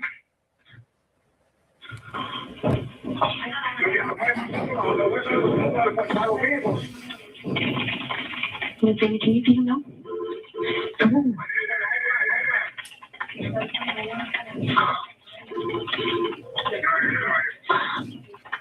Okay, Miss Amy, you can't see him anymore? Oh my God.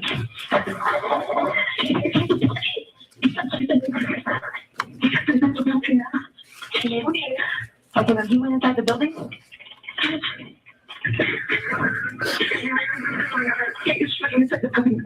Okay, ma'am. Oh my God.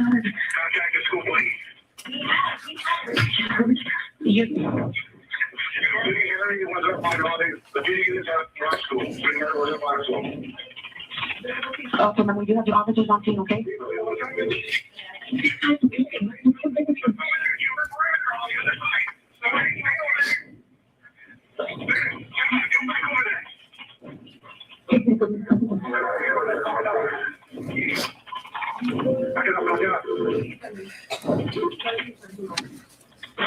Yeah.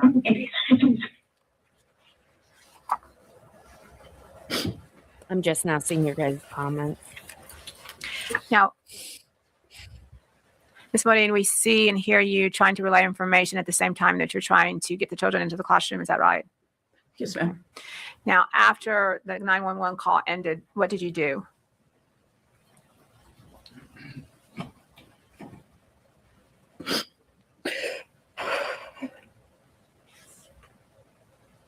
Ketamine's a hell of a drug, girlfriend. 10 out of 10 recommend it. Medically used, therapeutically. Not like in a club.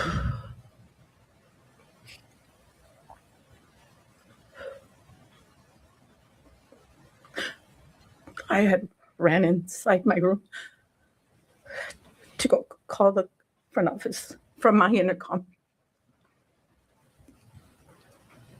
And then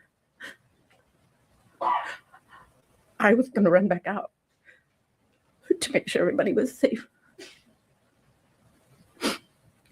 But something stopped me. And I looked at the door and I looked at the counter and I ran under the counter. When I went under the counter, that's when the call hung up. Okay. Approximately how long were you in your classroom? During the whole time, it was about 45 minutes. And during that time, what were you thinking or what were you doing? I thought it was a lot longer.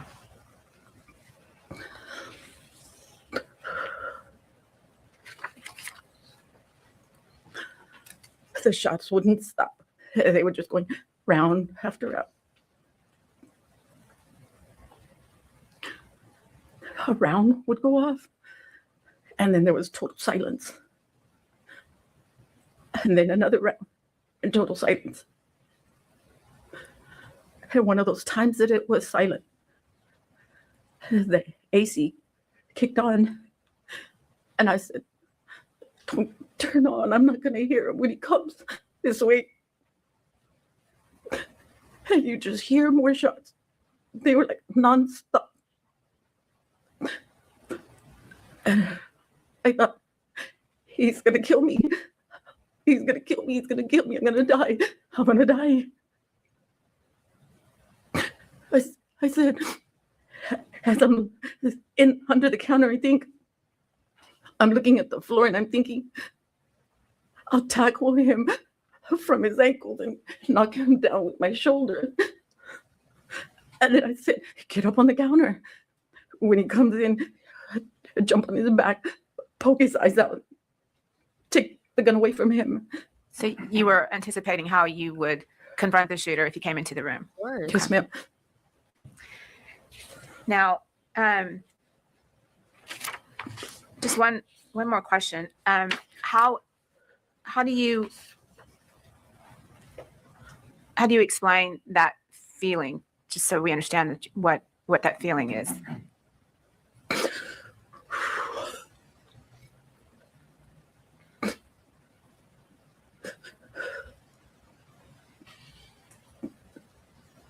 I don't think we'll ever understand it.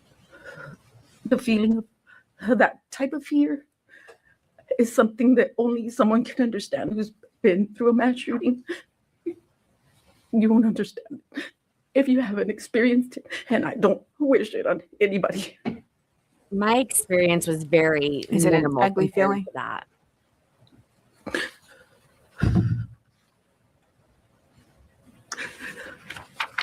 It haunts me to this day.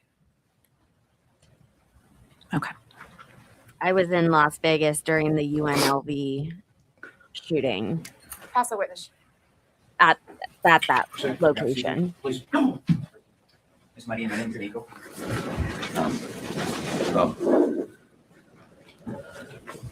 Have you ever testified before? No, sir. Okay. This is called cross-examination. I'm going to ask you some questions. We're going to go as slow as you want, okay? Thanks. I'm not going to attack you. I'm not trying to hold you accountable. You did nothing wrong. I'm just going to ask you some questions on your observations. Is that okay?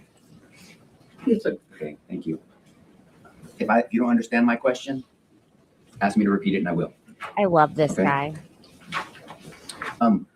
I think you told the government that you had gone outside to meet a gentleman named Gabriel, correct? Yes, sir.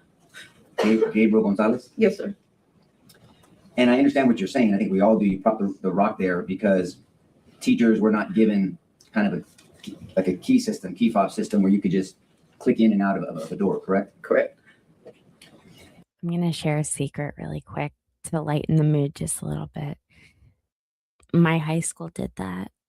And that's how I was able to like skip school my senior year at like 1 p.m. every day.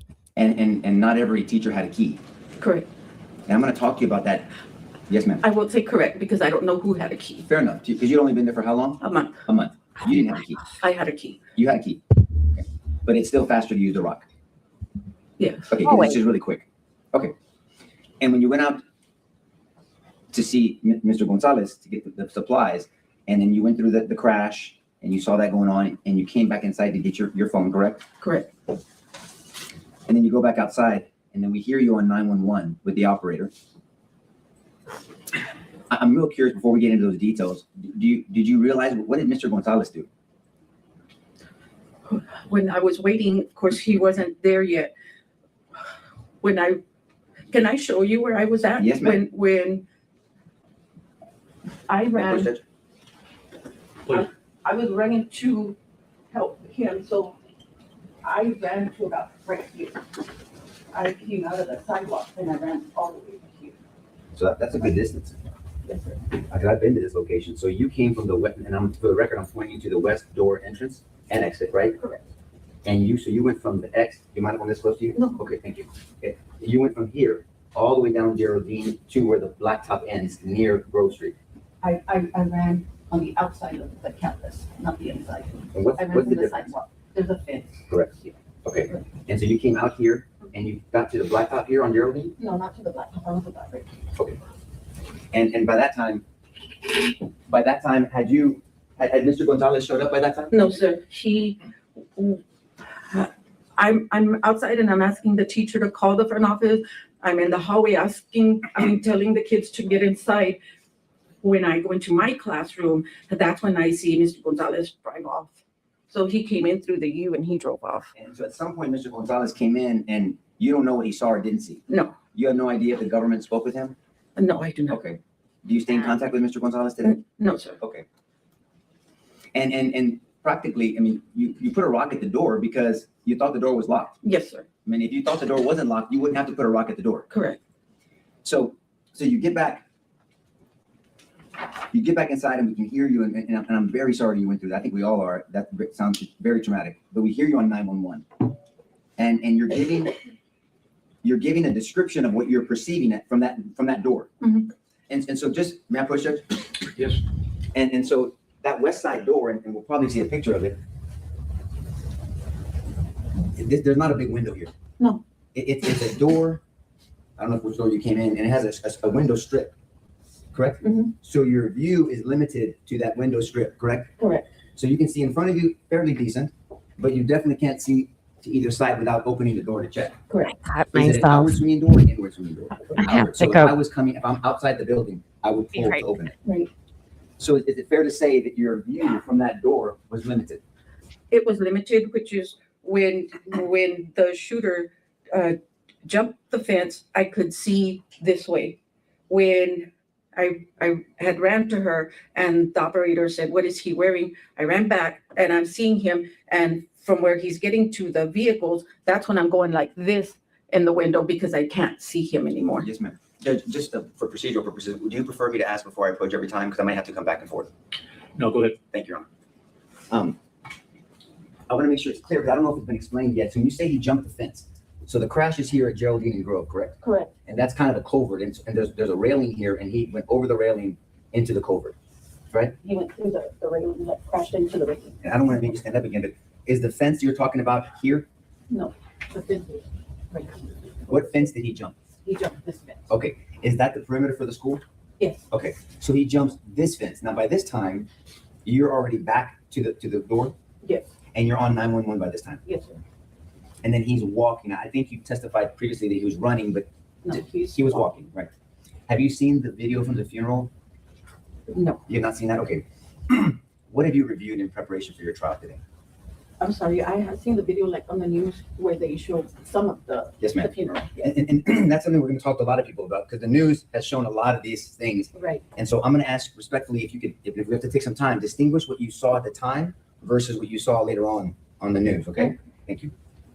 And so you have seen the funeral view. Yes. Because there's some videos from here. Yes. And so he's walking, but at one point you described him as running.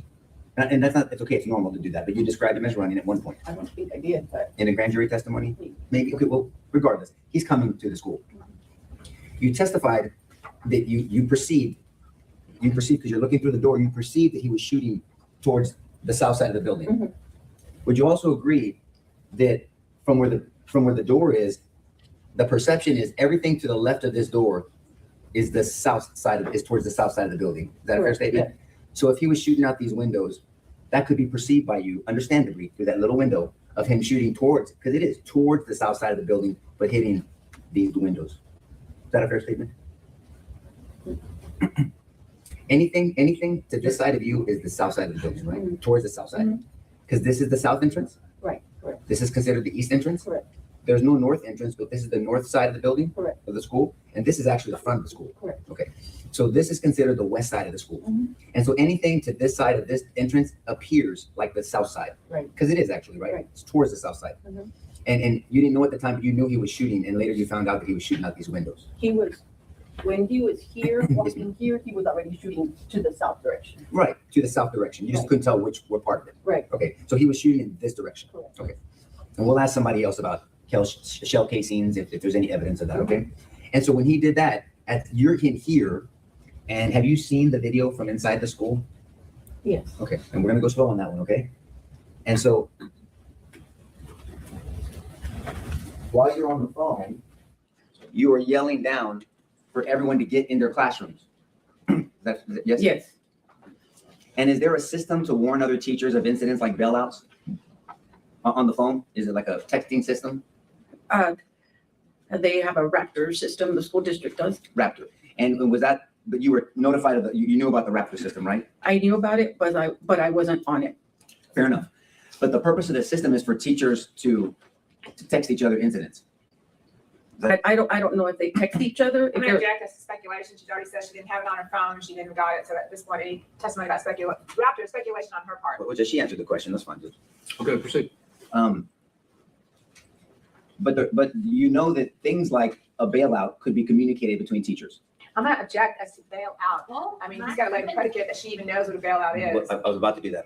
Okay, I'm gonna overrule the objection. Ma'am, these questions, if you know the answer, you can answer them. If you don't, just tell it. Okay, proceed. And if you don't understand any of my questions, you say, Nico, I don't understand your question, and you know I'll ask you again, okay? yes, sir. Yes. And don't answer a question that you don't know. Okay. There's a rule of evidence that you have to have personal knowledge. I'm gonna do my best not to ask you a question you don't have personal knowledge of, but you can check my homework and tell me if I'm wrong, okay? Yes, sir. Okay. And so do you know what a bailout is? I do. Okay, will you please describe to the jury what a bailout is? It is when a vehicle is being chased by a police vehicles.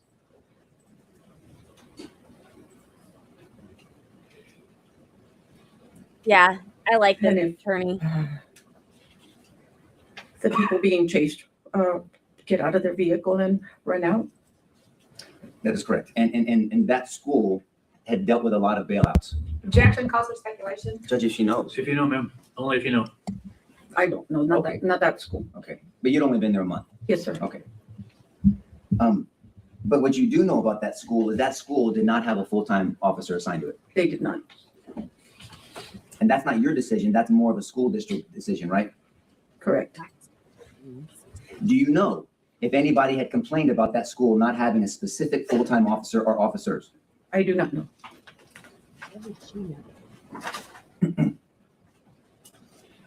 Did you have occasion, or did you know if any of the teachers down the hall heard you when you were screaming at them to get in the classrooms? I know I saw one teacher standing in the hallway when I was screaming for them to get in their rooms. Do you know if the individual classrooms have the ability to be locked and secured from any type of intruder? I do not know. How long have you worked in the school, academia? 25 years. Is it fair to say that most schools have locks from the inside to stop someone from entering? I'm going to object at the speculation as to most schools. Judge, I'll clean it Can you up. rephrase it? Have all the schools that you've worked at over the 25 years have locks to be able to lock from the inside? I do not know. Most of the schools you've worked at. Objection asked and answered. Overruled. You can say no. I do not know. You don't know. Fair enough.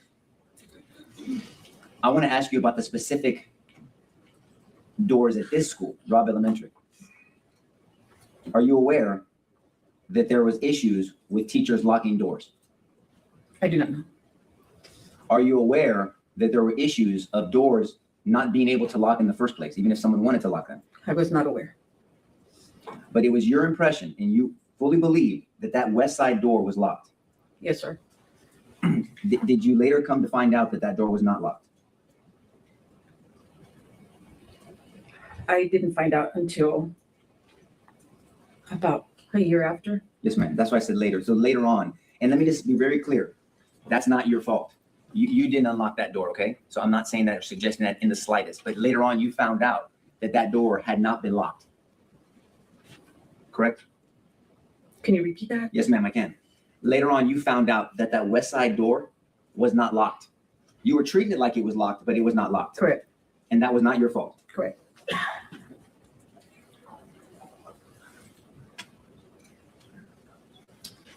Thank you very much. Pass the witness.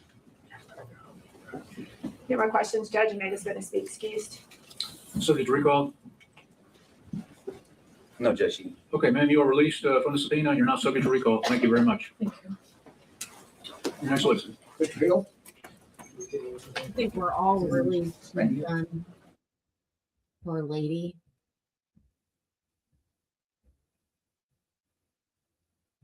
Oh yeah, this is in my opinion,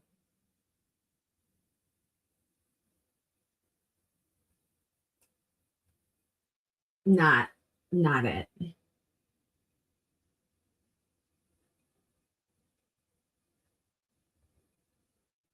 For you and speak up so everybody can hear you. Yes, sir. You may proceed. Thank you. Just for reference, that was a FBI special agent who was tasked with photographing where the bullet casings ended up. And it was, once again, just a whole bunch of pew pew talk. I can't say that word because YouTube doesn't like it. Good afternoon, Ms. Deming. I said your name, but please state your full name for the record. Lynn Deming, And Ms. Deming, where are you currently employed? Flores Legacy Elementary. Okay, and what is your job position? I'm a STEM teacher, 3 through 5th grade. And what is Legacy? It's the new campus, formerly Robb, so it's the new campus. For which school district? Uvalde, CISD. Okay. In May of 2022, where were you employed? Robb Elementary as a 4th grade teacher. Okay. And what camp? You said Robb Elementary. Okay. And how long had you been working at Robb Elementary? At that time, I think 6 years. Okay. And what grades were you teaching? 4th grade. And how long had you been an employee of the Uvalde Independent School District? 6 years. Okay. What was your room number at the time of May of 2022? 104. Okay. And I'm going to, Judge, may the witness get up and approach the board? Yes.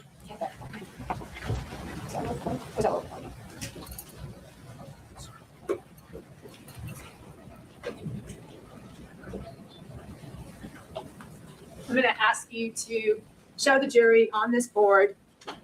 This is a map of Robb Elementary. Would you agree? Yes, ma'am. And can you show the jury where on this map is the 4th grade building? This building here. Okay. And where on this building on this map was your classroom? Somewhere in this area. Okay. Sounds good. You can have a seat. And again, what was that classroom number?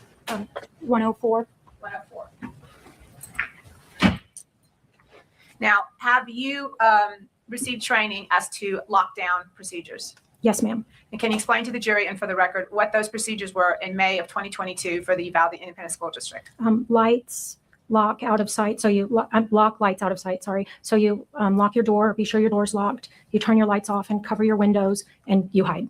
Okay. And who provided that training to you? I don't, admin, I'm sure I don't necessarily remember exactly. And was that the same training that was provided to the students? Yes. Okay. And how often did you receive that training? Was it once a year, twice a year? We had to do lockdown drills. I don't know how many times that's required. Okay. So with regard to those lockdown trainings, you said lights out, lockdown, and what are the kids specifically trained to do? Hide and get quiet. So depending on where your room was, depending on where you wanted your kids to hide and just get quiet. Okay. Now you told us where your room was. Can you explain to the jury when you walked into your classroom, what did we see? Where was your desk? Where were the windows? Things like that. Directly walking into my classroom to the right, there was a long desk that was connected to the wall. And then my desk was at the corner, sort of in front of that, but it was long. Across directly when you walked in was a wall of two windows, basically. And I had bookshelves there. And then my students sat pretty much in dead center of the classroom. Okay. Did you have covers on the windows? There were blinds on the window. I usually kept them open just to get sunlight. Okay. I'm going to take you back now to May 24th of 2022. Yes, ma'am. What were your normal work hours on that day? Just a regular school day, so 7:30 to 4. Okay. And on that day, was there something specific going on, something special going on for the day? The award ceremony was that day. Okay. And what time was your award ceremony? I don't remember specifically. It was before lunch. Okay. And after the award ceremony, what did y'all do? We went back to the classroom. It was sort of a lot of students leave during award ceremony, after award ceremony. So you kind of just have sort of a fun day. I had set up stations for my students. So some of them were playing Legos. There were board games. We used Minecraft to do math things. So I had some students playing Minecraft. And then I had like an art station where they could paint or draw. Okay. Did y'all have plans to go outside? We were going to go to recess about 10 minutes early. I had a student that left half a day. He only stayed at school half a day. So we were going to wait until he went and then go to recess about 10 minutes early. Okay. And about approximately what time did you get your kids ready to go outside? Probably around 11:20, somewhere in that vicinity. I don't know exactly. And what were your instructions to your students regarding going outside? They were going to line up and we were going to walk, just out to the playground where we normally went. Okay. And you were taking all the students at the same time? Yes, ma'am. Okay. Now, once you get them ready to go outside and they're starting to go outside, what happened? We were walking out of the building and one of my students said she left her water bottle in the classroom. So I just sort of opened the door and put my foot in front of the door and I said, just run in and get your water bottle. It's okay. And I told the students just to keep walking out the door. Okay. And what direction were your kids walking? The door closest to me. So I'm sorry, I'm not very good directionally. Is it directionally. the door at the bottom, the Yes. south end? Yes. Closest, like if we were going to the pavilion. Okay. And again, we're looking at the board. The pavilion is on the south end. So Yes, you're ma'am. saying that We went out the south door. Yes. south door. Your kids would have come out the south door and gone to that area. Okay. So what happened after you're holding the door open for the one student who forgot a water bottle? One of my students opened the door to go out the south side and they said that the coach is yelling. And I said, why? And they said, I don't know. And then, I'm sorry, I heard what sounded like fireworks. And I told the kids, come back inside. My foot was still on the door. And I said, get in the classroom and hide. So what's going through your mind right now? You've heard that the kids have said the coach told them to get back in. You hear firecrackers. What's going through your mind? I honestly wasn't sure, but I just thought it was something bad. Okay. And because it's something bad, what do you go to? Lockdown. You immediately go to lockdown and that's your training. Yes, ma'am. Okay. So explain to the jury what, if you go to lockdown, you tell your kids to get in, tell us what you did next. I was going to close my blinds. My lights were already off because we were going to recess. And I heard the classroom next door was kind of loud. They didn't know anything. And so I opened the adjoining doors between me and the classroom next door. And I said, be quiet and get down. And I closed the door and then went to the blind to close the blinds. When you went to the blinds to close the blinds, did you look outside that window? No, I did not. Okay. So did you get the blinds closed? Yes. Okay. And then what did you do? I went, I turned around to get with the kids basically. And shots went through the window and a piece of shrapnel or debris or something hit me. And I fell or jumped. I don't know what I did. I lost my glasses. And then I was worried. I'm sorry. I thought I put the kids in the worst place. Explain to the just so you guys know, I feel like it's important to mention, I don't condone everyday wear of blue eyeshadow. But, you know, when you're wearing the outfit for the blue eyeshadow, I'll allow it. Jerry, what you mean by that? Because he was shooting through the window and the kids were directly across. And I thought I made the worst mistake I had ever made. Okay. So what did you do then? I crawled over to the kids and I just started asking them, are y'all okay? Are y'all okay? My ears were kind of ringing because the shots that went through the window. And one of my students said, hey, Paul, you were shot. And I said, no, I'm fine. Are y'all okay? And then I just kind of crawled in between the kids. And then I thought I needed to block them from the window. So I, as quiet as I could, turned a desk to kind of block them, which is sort of stupid because what's that going to do? Well, let's go back to them telling you were shot. Did you know you were shot? I'm not. I think I was sort of in shock. So not necessarily. I knew I wasn't shot. It was like debris or something. Like shrapnel? Yeah. How did they know you were shot? My shirt had a hole and I had blood on me. So your students see you with a hole in your shirt and with blood on you. Mm-hmm. Okay. So now they're under the counter. Yes, ma'am. Okay. And you're positioning yourself between them. And what's the reason for that? I wanted to block them. Okay. And what were your students doing now? They were just being scared, obviously, but just so quiet. Did you at any point see the shooter walking outside the building? No, I did not. Okay. And did you see shots coming through the windows? Where were those shots going to? I couldn't tell. Once he shot in the window was completely like blown, like just shattered, right? And it was like, I thought at the time it was smoke, but it was like very hazy in the classroom. And I didn't have my glasses, so because I had lost them, so which doesn't help. Did you feel like the shots were coming from the ceiling or coming from up top? Not at that point, no. Okay. Did you at some point later think that? Yes. Okay. And why did you think that? Because you could see ceiling tile like on the ground. Yeah. Okay. So again, you're in the room. You're trying to position yourself between the windows and your students. And what do you hear during this time? I heard a couple shots on the outside of the building. It sounded like hammering on the building, and then I heard shooting in the hallway. Okay. And were you trying to think of a possible escape or something that you could do? At some point I looked at the window because it was just shattered and I thought we could get out, but somebody shot when we were walking out of the building. Then somebody shot through the window and then I heard shooting in the hallway. So I thought it was more than one person. And I thought our only sort of savior was that he shot through the window and my kids were so quiet, they wouldn't know we were in there. So I thought if we just stayed quiet, they would think we weren't in there. So as you were shot and you had shrapnel, you're trying to think of a plan and you're thinking of possible scenarios. Shooting here, shooting there, shooting there. What's my best plan? Is that right? Yes, ma'am. Okay. And while you're thinking all this is going through your mind, what are you telling your students? I was just telling them to pray. I told them I loved them.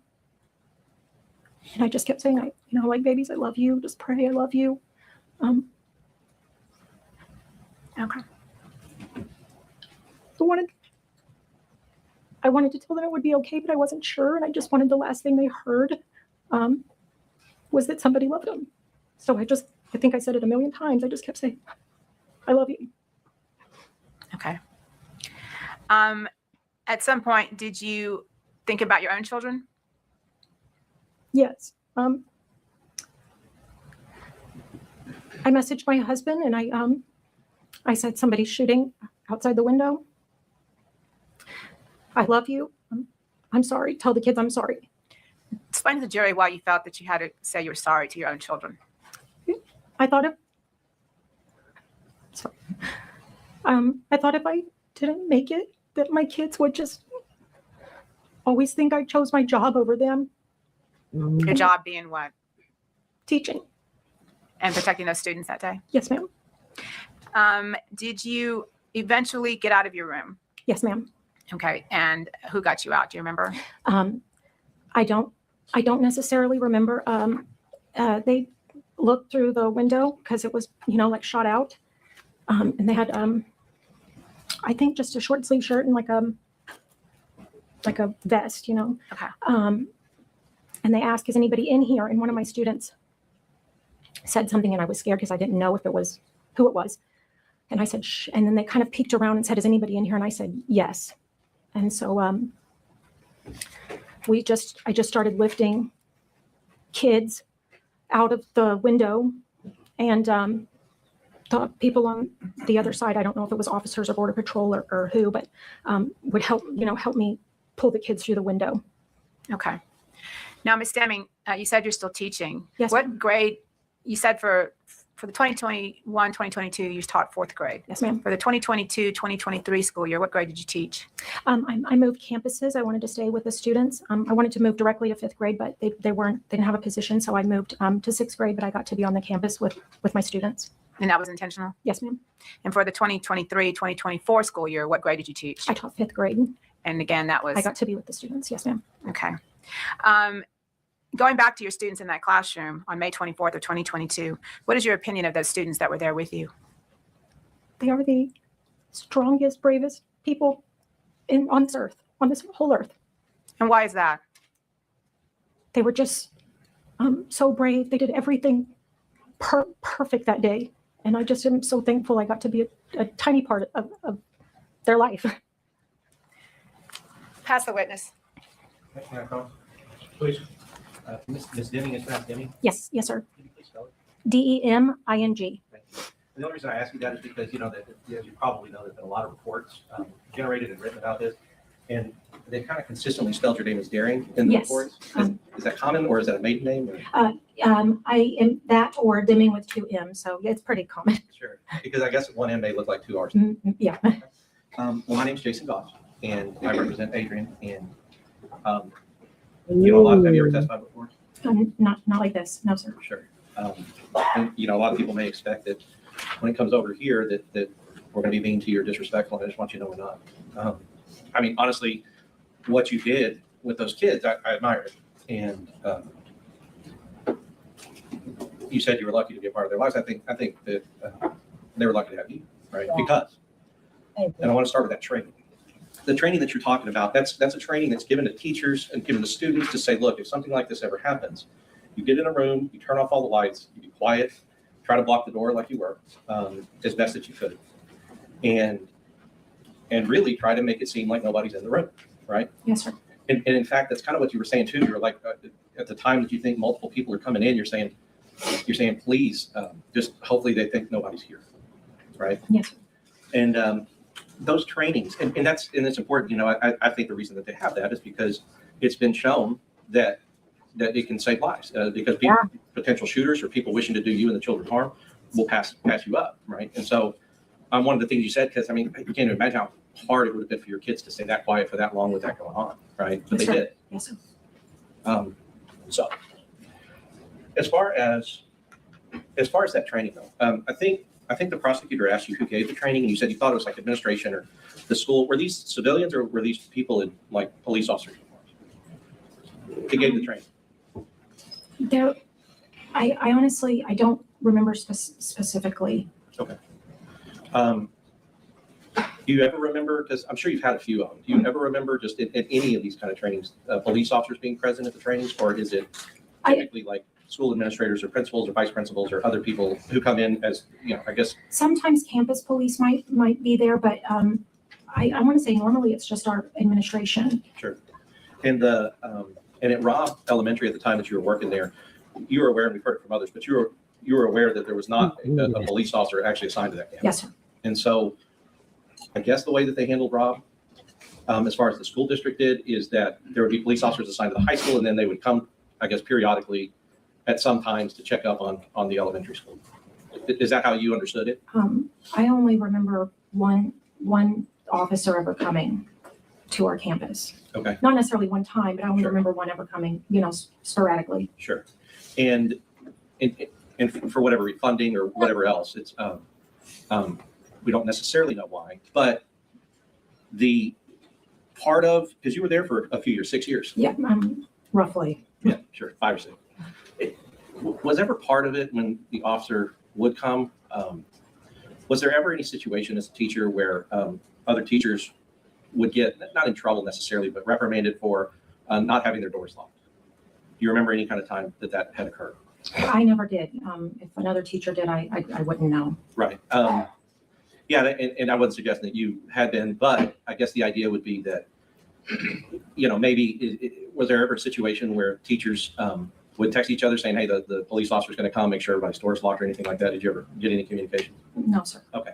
Were you ever aware of the school issuing magnets that teachers would put on the door that would defeat basically so the door wouldn't lock? It's like a magnet that'll go over the metal part of the plate, and then the door wouldn't be able to be locked. I don't remember the school issuing magnets. I know some teachers had magnets, but I don't necessarily remember the school giving us magnets. Right. Okay. And you yourself were never handed like a magnet? No, sir. So, Ms. Deming, use this when you don't want to lock your door. No, sir. What about when you had substitutes or something? Was that when magnets were commonly used because they didn't have keys? I didn't really have subs. I was one of those teachers. Right.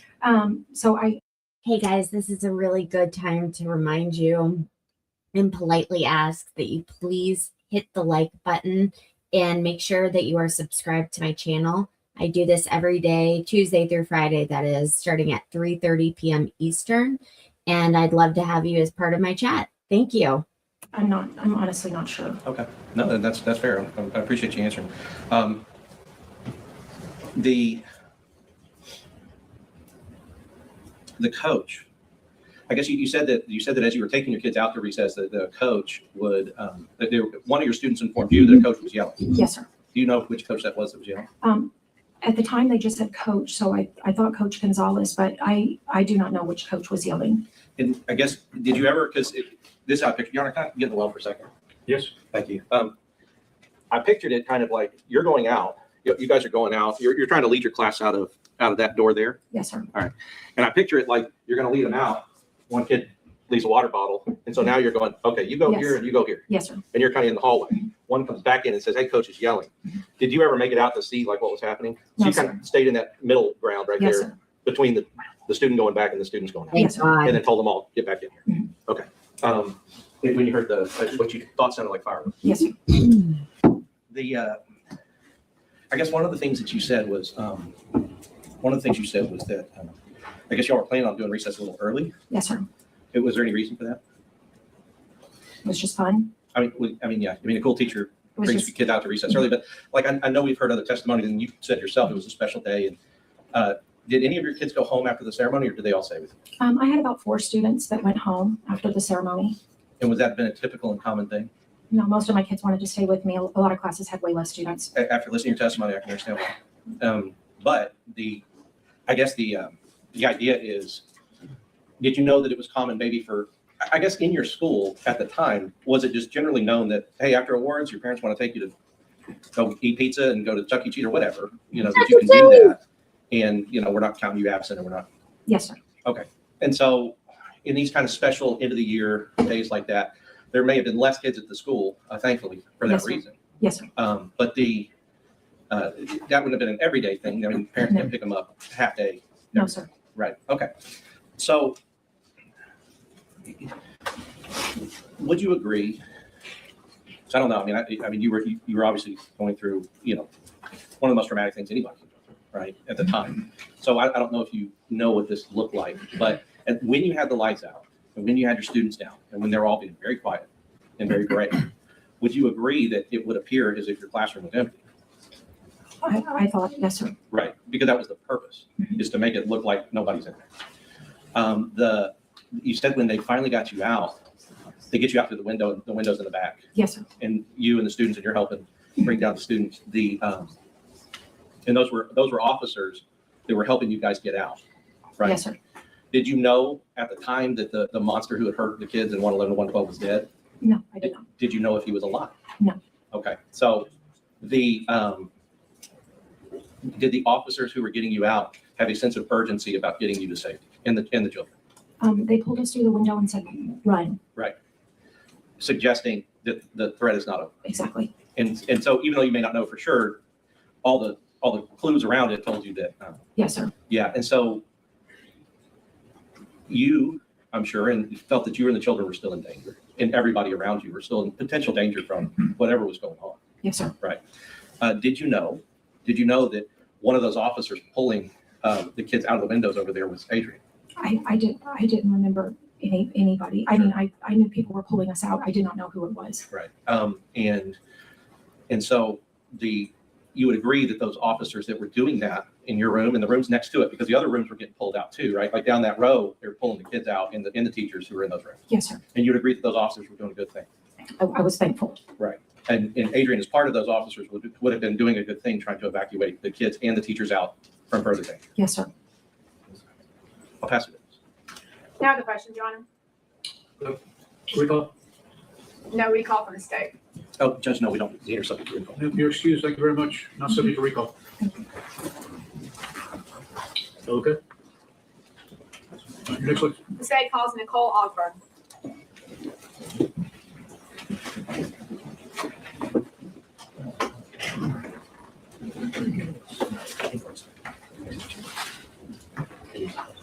I'm about to create a new poll.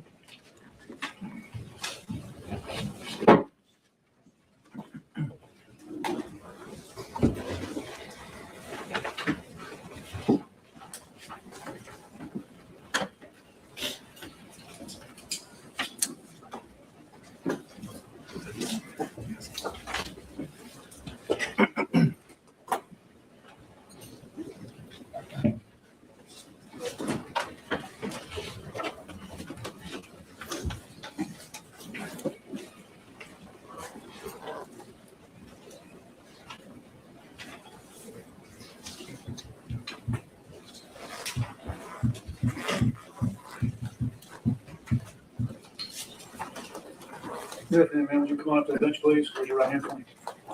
You solemnly swear the evidence in the testimony given in the cause will be the truth, so help you God. Yes. All right. There's a witness stand over here. Make yourself comfortable and adjust the microphone if you need to. Okay. You may proceed when you're ready. Good afternoon. Good afternoon. Please state your name for the record. Nicole Ogburn. And Ms. Ogburn, where are you currently employed? I'm currently employed with Uvalde CISD. And what is your current job position? Right now, I am a resource teacher. In May of 2022, where were you employed? I was employed with Uvalde CISD. And what was your job position in May of 2022? I was a co-teacher. And what does that mean, a co-teacher? You have a general education teacher and a special education teacher in a classroom. So I was the SPED teacher that was in the classroom in 102. And who did you co-teach with? Mrs. Alvarado, Okay. And what campus did you work at? Robb Elementary. And how long had you been working at Robb Elementary as of May of 2022? About 8 years. And what grade were you teaching at the time? 4th grade. Now, what room number was your room? It was room 102. Okay. I'm going to hand you a pointer, and if you would come. May the witness get up, Judge? Please. Ms. Ogburn, I'm going to give you this pointer. I'm going to ask you, here we have a board that's going to introduce into evidence as an aerial view of Robb Elementary. Do you recognize it? Yes, I do. Okay, and here we have the campus right here. Mhm. I'm going to give you this pointer, and if you would show the jury where your classroom was, 102. 102 is right here in this corner. All That right. corner, the south end. Vote in the polls, guys. Okay, thank you.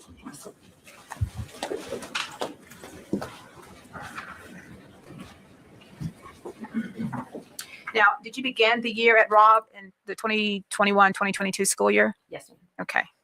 And for the jury and for the record, the record from the court, can you explain to the jury what is a lockdown procedure? Lockdown procedure was lights out, windows covered, and you hide in a corner that cannot be you can't be seen from the window that's at the door. Okay. And you had received this training as a teacher for the Uvalde Independent School District? It was spoken to us about, like, every year they kind of briefly go over what the procedures were, but it had always been shut your window, turn your lights off, make sure your door's locked, and hide in a corner that is not visible to the windows. And is that the same training that the students received? Yes. Okay. And how often were you trained on this? You said they mentioned it, or?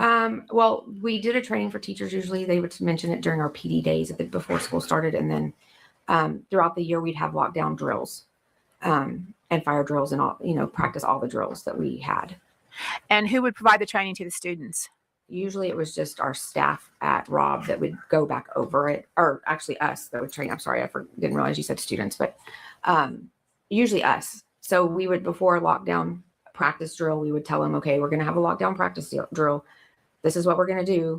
Myself and Miss Alvarado, I remember talking to him about it, and we were like, we were just going to shut the window, the shade on the window that we had. We are going to turn off lights, and y'all are to file over here into the corner by Miss Alvarado's desk. Okay, now you said in the corner. Let's go back a little bit. Can you explain to the jury, when you walk into your classroom, what was the layout? What would you see? So when you walked in our door, you walked in on the left side. We had a cubby kind of blocking, so you couldn't see. There was not a line of sight to that area over there. And then you walk and you turn to the left of that bookcase or cubbies, and there was a built-in cabinets on top and like a built-in desk all the way across. And Miss Alvarado's desk was in the opposite corner of where the entrance was to the door. Okay, and your desk? My desk was right in front of the door, but in the opposite corner. Okay. And going back to the lockdown procedure, you said you would tell the kids, this is what we're going to do, and how you would be in the lockdown, and what would you be doing? What would you be waiting for? We'd wait in the corner. The kids would get quiet, stay quiet. And during a drill, it was just wait for somebody to come back on the intercom and say, all clear, all clear. Okay. And in the event that it wasn't.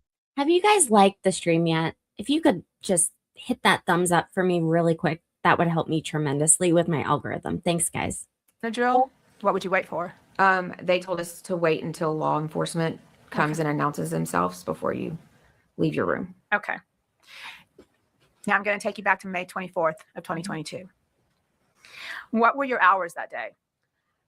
We worked from 7:30 to 3:30, usually or 4. And then that day was kind of an off day because we had, award ceremonies and things. So we didn't have like a schedule of classes that day. It was just do your award ceremony, and the kids, we kind of had a very relaxing day that was going to happen. Okay. And what time was your award ceremony? I don't recall exact time, but it was close. We got back to the room closer to like 11, a little bit after 11. Okay. And what were y'all going to do once you got back to the classroom from the award ceremony? What was the plan? For us, it was the kids were going to relax. We were going to put a movie on.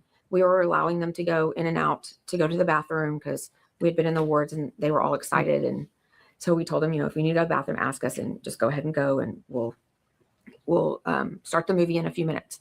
So that's kind of what was going on at that time, was the kids were going back and forth to the bathroom and then coming back to the classroom. Okay. So did y'all have plans to go outside or just watch the movie? We were going to watch the movie, and we had told the kids that we would go outside a little bit earlier than we normally did. We usually went outside about 12:15 for recess, and then we went to lunch at 12:30. So we kind of were like, we'll go out a little early, but we're going to wait a little bit because it's real hot outside. Mm-hmm. And so we were like, we'll just put this movie on and y'all can watch the movie until we go outside. Okay. And while you're watching the movie and waiting to go outside, what did you hear? Well, one thing I do recall is some of the girls that are in our classroom had to come up and asked. And I distinctly remember looking at my watch and saying, it's only 11:21, girls. We're not going to go out yet. We're going to wait because it's really hot out there. And they were like, okay. I said, just go sit and watch the movie and relax for a little bit. And myself and Miss Alvarado were doing paperwork to we have to do end of the year things to wrap up the year. So we were doing some of our paperwork while the kids are watching movies. Okay. Then what happened? I don't know. It was like 8 minutes later. I'm not really sure. I heard, it sounded like metal hitting the brick. And so we assumed, myself and Miss Alvarado assumed it was some of our custodians out there working, because it wasn't uncommon for us to hear noises and them outside working on something. And so I thought it was like maybe a shovel or something hitting the bricks as they were digging up something. I didn't know. So I stood up and looked out. I had a window right behind me, but I couldn't see anything out of it anyway. So I stepped over to the other window on the opposite side from my desk and looked out the window. And What did you see when you looked out the window? I saw a guy dressed in black. He kind of had mid-length hair, and I saw a backpack and a gun pointed towards the playground and pavilion area. Now, I'm going to give you this pointer again. I want you to show the jury where you saw him when you looked out the window. Okay. May the witness be down, Judge? Yes, please. Judge always says yes. So there was a tree right outside this window right here. My desk was over here somewhere, and there was another window. So I was looking out this window closest to the corner of the room, and there's a tree here, and he was standing by that tree. Okay. On the sidewalk. And where you're pointing to for the record is the southwest corner of that fourth grade building. Is that right? Yes, ma'am. Okay. And we see a sidewalk that's kind of in an elbow shape, right? Yes, that. Okay. Right there, and that leads up to the south door. Okay. And he was on that corner. Yes. Okay. Thank you. Sit down. I like this gloss. Once you saw the shooter on that corner, and what did you think? I was like, we've got to get down and go ahead and hide, go into like there hadn't been a lockdown called yet. And I was just like, we got to get down. So I went, oh my God, there's a gun. And the kids kind of started panicking. And I just told them, get to the corner, hide under there. And we had a black curtain that actually went all the way down that built-in desk that we stored stuff in because we didn't have a lot of storage. So we had put stuff under there and hid it with a black curtain. So usually our kids, when we were doing practice drills, they would get behind the black curtain. Not all classrooms had that, but ours did. And so they would get behind that curtain and hide. And that's what they did.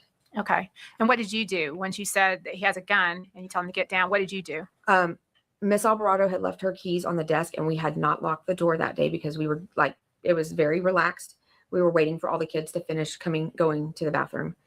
And I went to try to throw my keys at her, and both of us were like, no, he's coming in that south door is what we thought he was doing. Because the way he was walking and pointing his gun looked like he was going to come in through that door. And so I was like, we have no time, just hide. So all the kids hid. And I remember coming around all the desk, and I had two little boys that were actually sitting by the door. And I said, no, get over here. So I had them go around the cubbies and get behind the cubbies and underneath. And right about that time, I heard gunshots, and I felt stuff falling on me. So I literally went onto the ground on my belly and started just crawling on my belly to get underneath the curtain with the kids. Okay. And the kids were already underneath that table? Yes, they were already there. Okay. Did you move any furniture? Did you shake things? Okay. Not at that time, no. Okay. So what did you do? You crawled to where the kids are? And I laid underneath. I was kind of closer to Mrs. Alvarado's desk. I crawled over there and got under there, and there were kids all around me, in front of me, behind me. I kind of felt like my body was kind of sticking out of the curtain, but I was trying to cover myself with that curtain too at the same time. And is that part of your lockdown procedure? Yes. I mean, for our classroom, it was, because then they were completely out of sight. Okay. And the kids knew this? Yes. Okay. Did you have one student that was trying to protect you? Yes. I had one of my students, after I got under the curtain, I was laying on my stomach, and he crawled onto my back and laid across me and rubbed my arm and telling me, Ms. Ogburn, it's going to be okay. Okay. So what did you do after you crawled underneath the table and with the kids? She At better that pay point, for I was his like, oh my college. gosh, what if I was the first person to see this guy? I've got to notify somebody. I didn't know who had seen him or not. So I had my Apple Watch on, and I dialed 911 from it. And I did that twice, and my calls were dropped. And I think it was on my third try that it finally went through. And 911 operator was asking me where I was and who. I don't even recall telling her my name. I just said, I'm a teacher at Robb Elementary. There's an active shooter in our building. I'm in room 102, the new building at Robb. And she said, stay on the line with me. And I told her I couldn't, because if he heard me, he was going to come in our room and shoot us. And I just hung up the phone. I didn't wait for her to say anything else. Okay. Do you remember if you told her that somebody had been shot, or did you get? Oh yes, I did. I remember. I had also told her that Miss Avila, I didn't mention her name, but I said another teacher across the hall from me because I couldn't remember her room number, had been shot and had sent a message in one of our group chats from like several years back. We had a math Google chat, and I guess that was the first one she opened, and she sent a thing saying she had been shot.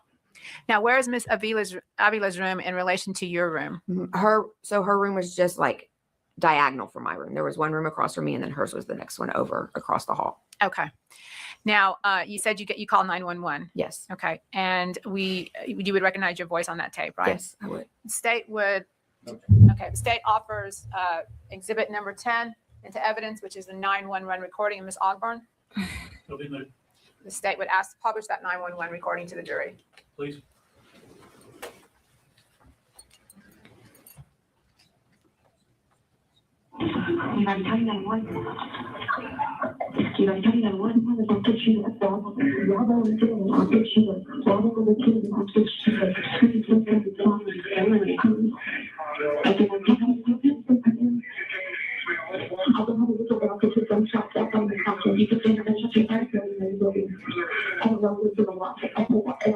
It's all muffled. Somebody shot in the classroom. Okay, can you tell me the kid is on what? Another classroom. I don't know. Can I what room number? Can you tell me the room number? I know he's an idiot. I don't know what that was. I can't let him hear me. Okay, it's okay. I understand.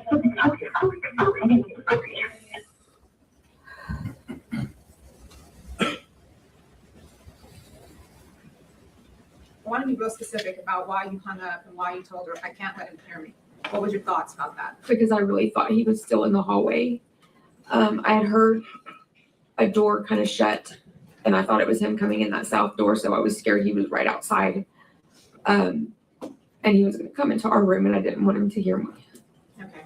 And that's part of your training? Yes. Were you eventually evacuated, Ms. Yes. Eventually, I don't know what law enforcement agency they were with, but what seemed like an hour went by was not. But a law enforcement officer happened to come in, and he was like, "Is there anybody in here?" And the kids, and he announced himself, and I don't remember exactly what he said, but it was something to do with law enforcement. And they said, "Yes, we're here, we're here." And then he said, "Are your teachers here? Is everybody okay?" And myself and Miss Alvarado were like, "Yes, we're here, we're here." He asked me and Miss Alvarado, go out the window, move the bookcase and go out the window. The bookcase was located underneath the window I had previously looked out at and seen the shooter. And it was also the window that he shot into. Good. When I dove to the ground. And so myself, and this bookshelf was our library. So myself and Miss Alvarado pushed it to the side and opened it with glass just falling everywhere around us. And then we put a chair up because it was a little high up for the kids to get out the window, and we started filing kids out the window. Who was the last person to leave your classroom? Myself. Why is that? There was a few kids that went before Miss Alvarado. Miss Alvarado went, and then I let the rest of the kids go, and then I went just to make sure that all of us had gotten out. So you went to make sure the kids were safe? Yes. Miss Ogburn, are you still teaching today? Yes, I am. Pass the witness. I'm going to put on my heating pad. Ms. Demi? Miss Ogburn. I'm sorry, I'm looking wrong. Just forgive me, Ms. Ogburn. My name is Nico LaHood. I'm one of the lawyers that represents Adrian. I want to start. I'm sorry, I apologize. You said something at the beginning of your testimony that you're a SPED teacher. Yes. And that means special ed. Yes. Yeah. I have a special ed needs son, so that's why I know that. So I appreciate what you do very much. Yes, thank you. And so you kind of do you do the ARD meetings as well? Or Yes, I do. Okay. And that's an extra duty you do in relation to your special eds teaching? Yes. Okay. Now, was room 102 a special eds room, or was it just? A co-teach classroom does have special ed children in it. The majority of them are general ed students, right. And usually it's like a 60-40 breakdown. And so if it's like our son, they do some things with the general. I worked with all of them. Yeah. What I'm saying, do they isolate some of the special ed kids at times to work on certain stuff? No. All at the same time? All at the same time. Got it. So let's talk about the day, because it looks like that this was, I think you said it was an off day and you really didn't have a schedule that day. Yeah, we had our lunch schedule, but we didn't have our regular scheduled classes. Right. And that's not a criticism, it's just the way it was. No, it's just the way it was because it was only like a day or two before school was Right. to be out. And you had your award ceremony, and then so did some kids leave after the award ceremony? Yes, sir. And so the ones that stayed, it was more of a after school play time, just hang out. But yeah, we were just gonna hang out. We had some like projects. We had like fun like STEM projects we had been doing with them a few days, like the day before. And we were gonna probably continue that later that afternoon and finish some of them up. And just so the jury understands it, what's a STEM project? STEM is science, technology. I can't remember it all. Anyways, it's basically like math, everything together, and they can create things. It's more of a creative way to use their minds. And so we're building roller coasters out of paper plates or stuff like that. And then at some point, I think you described the noises you heard. You thought it might be maintenance working on things. Yes. And noises were normal. It sounded just like metal on brick. I want to also ask you, do you know what a bailout is? Yes, I do. Will you please describe to the jury what a bailout is? A bailout was when we had illegals that they were basically chasing down, and they would stop and run out of their vehicles and hide from the police. Or bailout is referencing bailing out from a vehicle and going on. Running, yes. And we also had some chases in the air, just some chases with illegals through our area. And in your opinion, was that pretty frequent in your area? Yes, it was kind of normalized by then. The bailout was normalized. Then yes, the bailout. And so is it fair to say when there was a lockdown called, and you tell me if I'm wrong, Mm-hmm. it seems like the lockdown lost its seriousness over time. I know that for my classroom, we took it seriously all the time, but it was kind of like, oh, it's probably another bailout. And that's what I mean. I mean, if it's when I was younger, fire drills was okay. It's a fire drill, right? Yeah. So you just have another fire drill once a month. But this is not a drill. It was an actual bailout, and it seemed like that they, like you said, became normalized. Right. And so the lockdown procedures, it sounds like you followed them specifically. Do you know what the culture was about lockdown procedures? I mean, we all feel like all the teachers there followed them, but also I didn't get the lockdown message on my phone, or actually I didn't have my phone because I left it on my desk.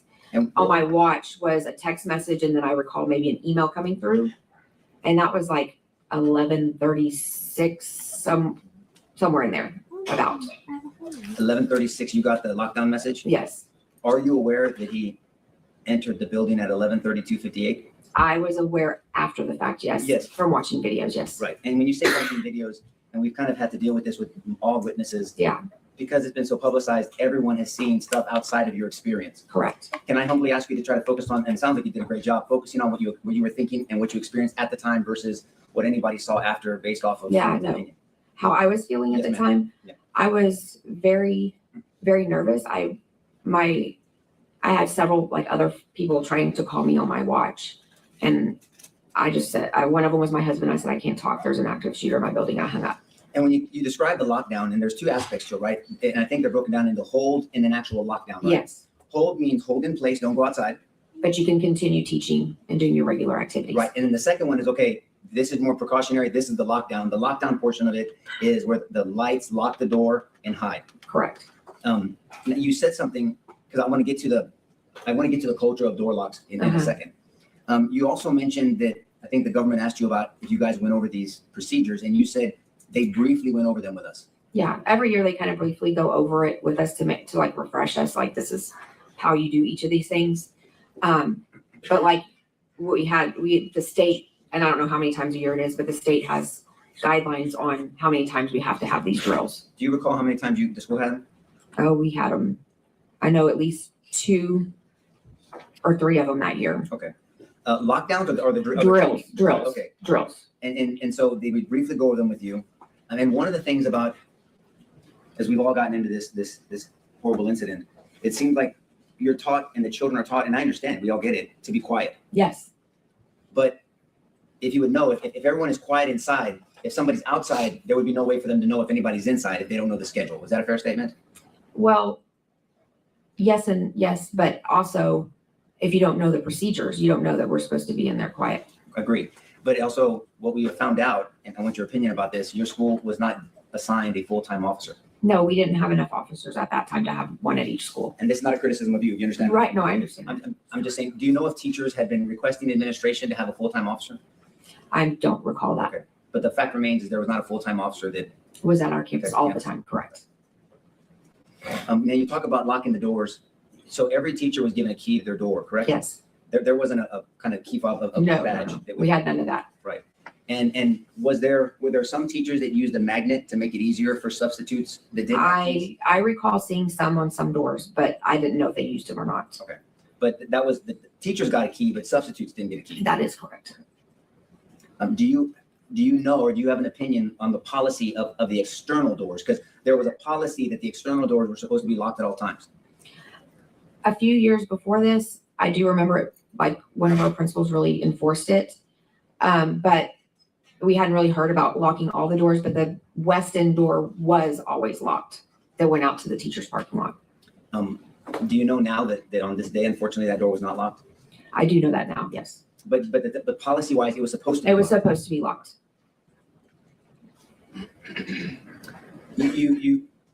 And I'm sorry you had to go through that 911 call again and reliving what you went through. But you said something important that caught my attention. You said, I thought he was in the building. Mhm. And now you know that he walked upside the west. So he wasn't in the building when you thought, and that's not a criticism. Right, I know. Stress does interesting things to perception, right? Yes. Have you heard of the term perception distortion? No, I have not. Okay. But you understand stress is Yes, does yes, different things to different people. yes. Okay. And so when you said you thought he was either going to go in the south building, he didn't, correct? No. And when you were on 911 call, he wasn't actually in the building at the time. I did not know that at that time.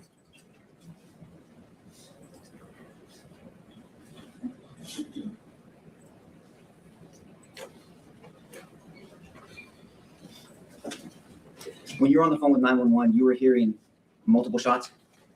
I heard multiple shots, not while I was on the phone with them, Okay. but before I was on the phone with them. Right. So are you aware that by the time you were on the phone with 911, that he had already been in the building? Yes. Okay. For some. But now I am. Right. At the time, you did not know. No, I did not. I think you testified on direct examination that when you got a message from a teacher that had been struck, Yes. what was the name of that teacher? Elsa Avila. Avila? Mhm. And if I'm looking at a diagram of yours, you're on 102, correct? Yes. May I approach, Judge?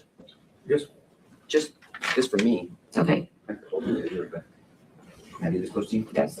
So if you're 102, where's your Elsa was this one, 109. 109? Yes.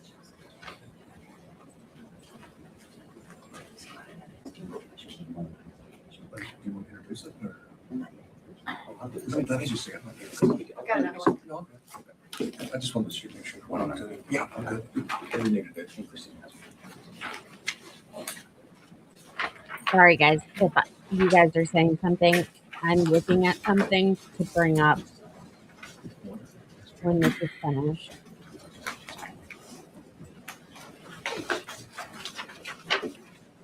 My first witness, Judge? Yes, sir. I'm hearing you with your mark as defense exhibit 1 for identification only. You recognize defense 1, correct? Yes. This is kind of a diagram of Robb Elementary. This is a diagram of just the new building or the newer building at Robb Elementary. And the Yes. new building is really the newer building, The right? new, or it's not that new, but yes. And 102 is where you were at. I'm sorry. Yes, right here. And then 109 is where Ms. Avila was? Yes, just, And is this diagram a fair and accurate depiction of the newer building? yes. Judge, I move defense 1 into evidence. No objection. Submitted. Can I call this to the jury? Yes. And so, Hi, Sydney. Have a great night. Thanks for dropping by. We're almost done with this witness, then we're going to do At some body point, cam footage. the government asked you that your class was evacuated. Yes. Do you recall what agencies evacuated you from the window? I do not. There were people dressed in, I didn't see faces. I saw uniforms and people still dressed in like their everyday clothes with tactical over it. But so I don't know all the agencies that were there. But there were officers getting the kids out. Yes, there were officers getting the kids out. And do you know now that Adrian was one of those officers? No, I still do not. I did not know that. Okay. Well, I think you're a woman of honor to go last. Thank Thank you. Pass the witness, Judge. No more questions, Your Honor? Excuse, subject to recall. Excuse. Judge. Excused and no recall for us. Ma'am, you have been excused, not subject to recall. Thank you very much. You can take off. Ladies and gentlemen, it's a little late on the recess. Let me give you 10 minutes. If you could do it as quickly as possible, and we'll see you back in 10, and we'll go a little past 5. Everyone rise for the jury. Bring my official time.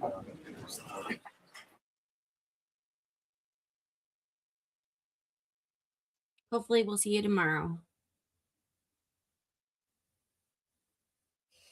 Okay, so we're gonna start body cam because this guy is The same bullet defect on that wall. Oh. You can see our markers showing the bullet defect. he basically took the rods, those like trajectory rods, and placed them in the bullet. Probably gonna get dinged for that. Holes on the wall to just show that, you know, things were going on inside of the classrooms in case some crazy person thinks it didn't actually happen. Okay. So with that being said, let's go ahead and switch this over.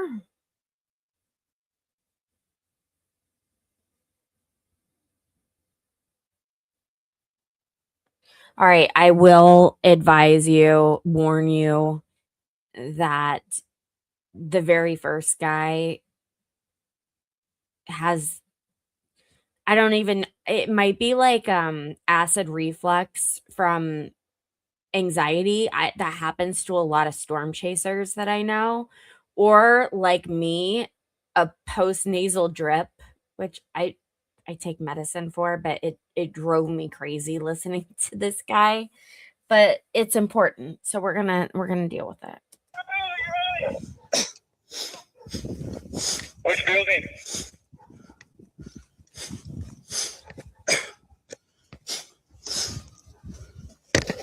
Blue!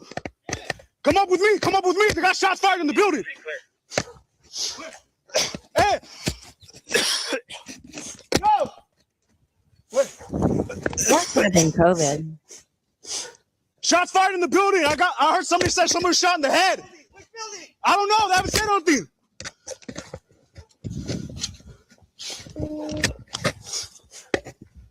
Fuck, this is fuck. Hey, we going in or we staying here? What are we doing? Hey, stay up perimeter, bro. Lieutenant. Get with Lieutenant or somebody. Hey, we need crowd control. Son of a bitch. What the fuck's going on, dude? This is fucked. That's one way to put it.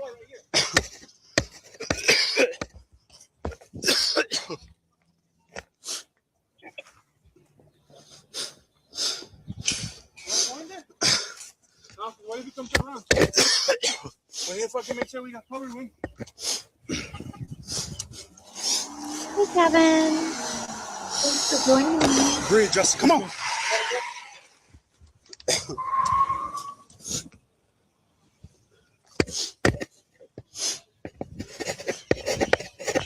Where? Beck, where you want us? Let's go, Blue, come on. What building are you at? Behind y'all.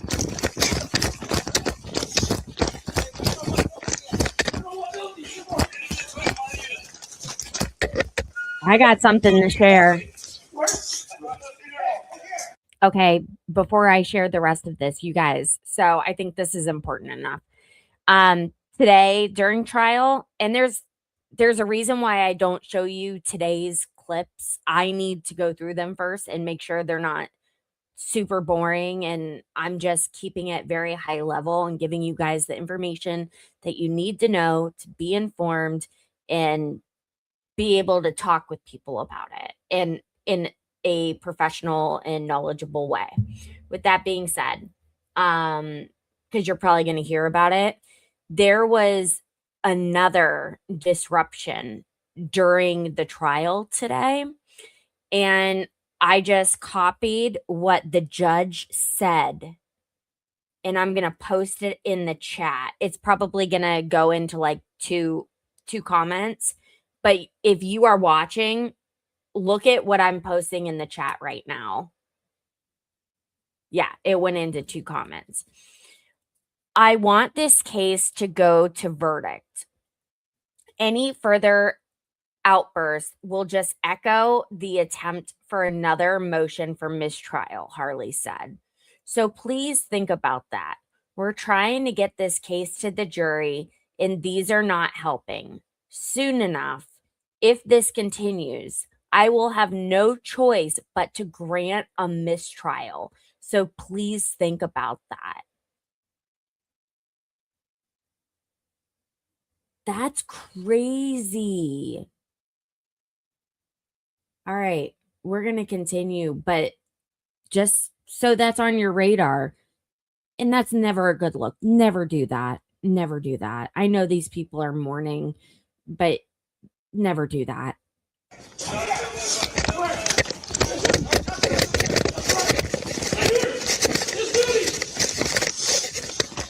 I want it.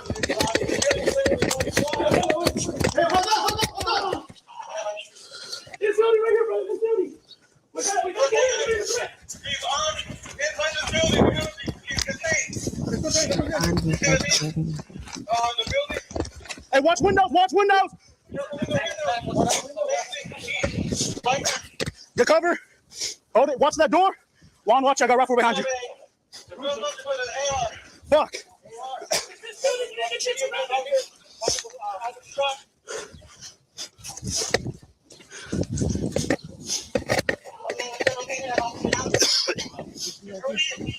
I agree, maybe.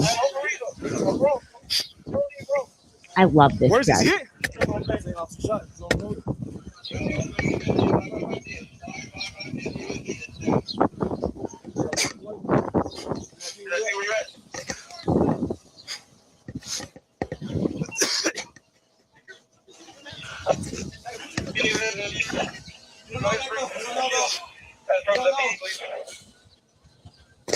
Hey, who's that?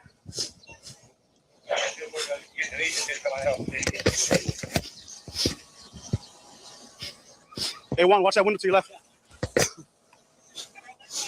Who's that lady yelling?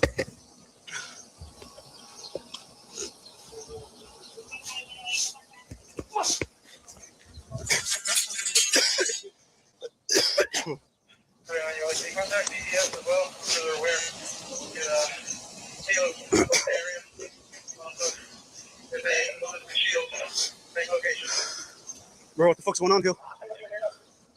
Somebody's over there.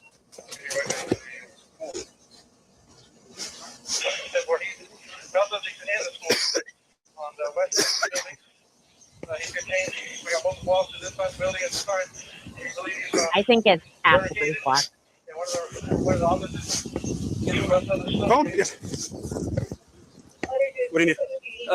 830 486 8448. 8448? Yes.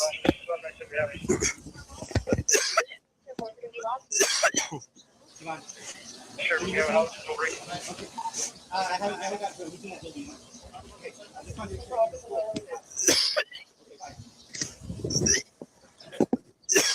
I know.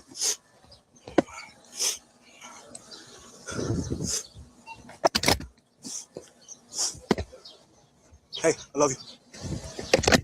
We gotta act the shooter at the school. He must be a saint. I will. We're good. I'll talk to you in a bit. I will. Bye.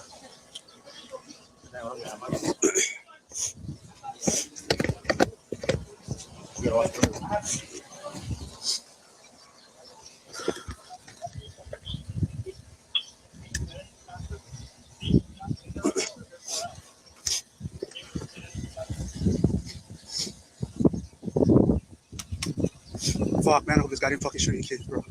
Have you guys watched this before? Get away! Get away! Switch over to PD primary. Switch to PD primary. 309 to go ahead and see a mirror too. There should be a mirror there, so that we can go ahead and look around corners here. 422. Has he answered the radio, bro? 19, your status. Evaluate PD, just divide 401 stated you got the shooter in room 11101 code. He's going to be armed with a rifle or be armed with a rifle.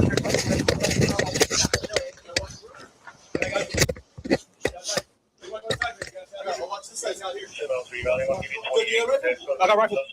Who has rifle up there?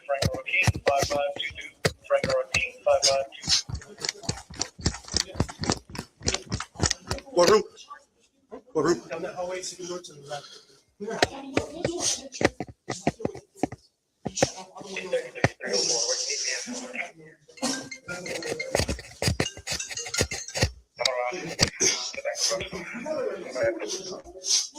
I was in here. Fuck, I thought he was here. Who's here? Is anybody here?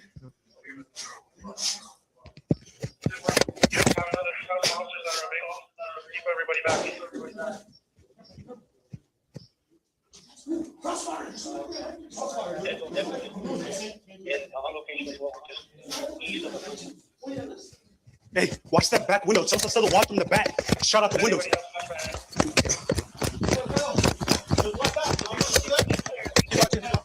Hey, watch it, bro. He's in that back room. He's popping shots off. He shot the windows out. He's in the back room on the far inside.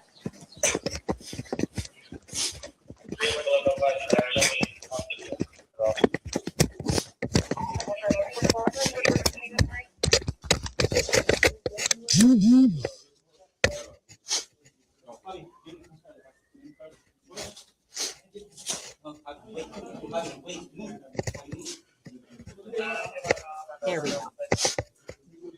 Hey, there's no kids here?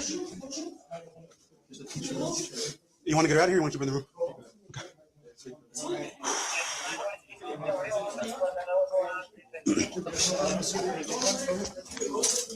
Watch it. Watch him behind you. Go, go. Watch there's instructions right here. Come over here. Hey, cost us up. I can't believe I got a hole in my little sweater. What do you need to do?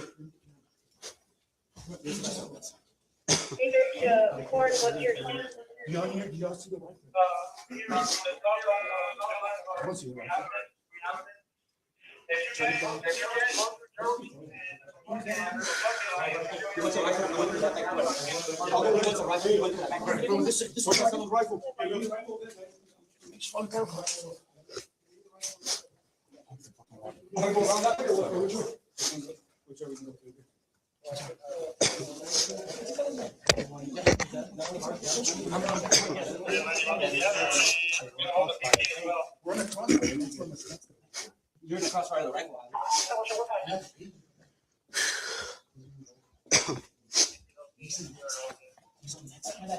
Yes, is there a window where we can try to do negotiations? There might be a window. Just to let you know, we do have a suspect that's been in the classroom. The windows are finished. Sorry. Wally,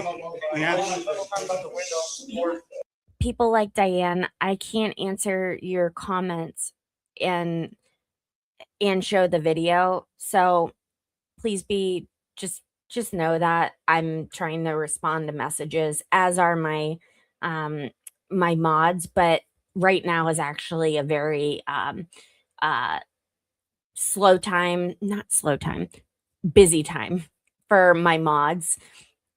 So it's just me right now, and I'm doing my best to keep things afloat. So if it takes me a while to respond, that's why. Thanks.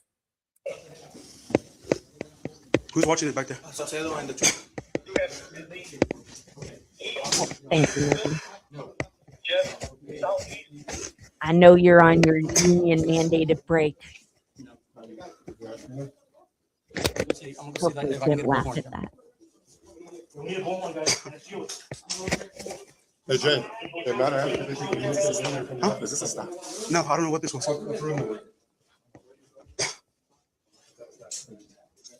This is Reese room. Yes. Where's something to locate, contact all the schools? Is there any kids? We don't know.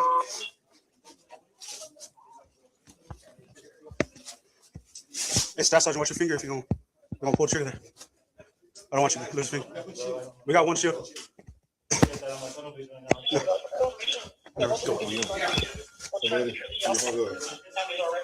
Do you have a team that can stack and roll put the shield or no? We have one shield. Shield right here. You do have a shield available.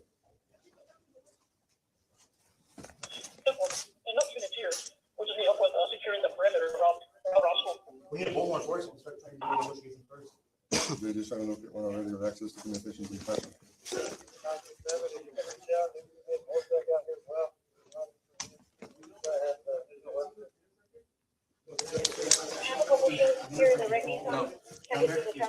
Hey, somebody get to Ocean, get those shields. See if I can talk. Just wait. Who said just wait?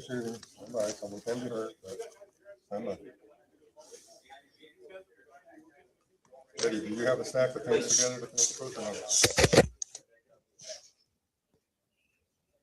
Because you can hear those latches on the doors open. So kind of.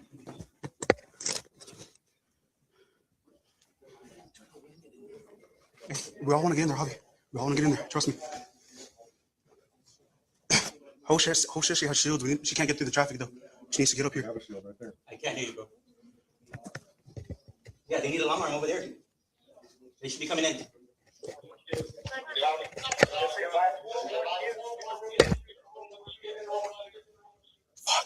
401's in there. 401 is in the shoe. Which shoe is 401? Pete. No.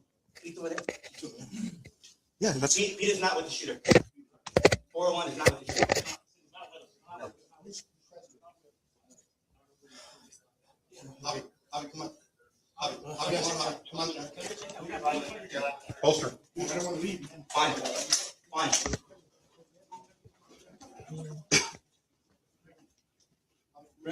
Friendly.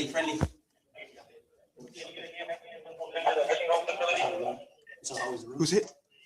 See the chair? We need a stack with that shield.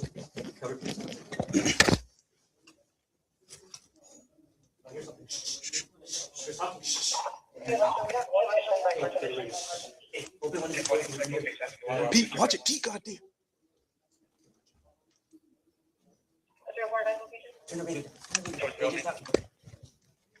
Where's the shield?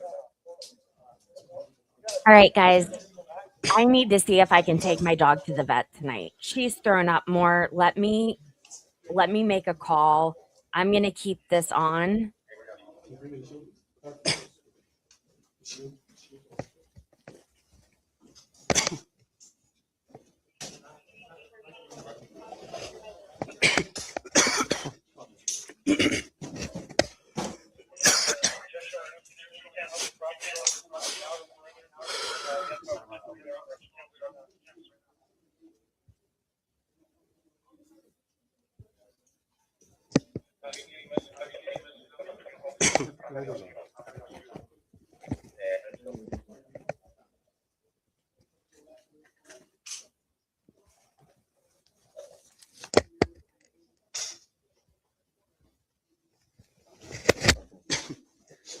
Yes.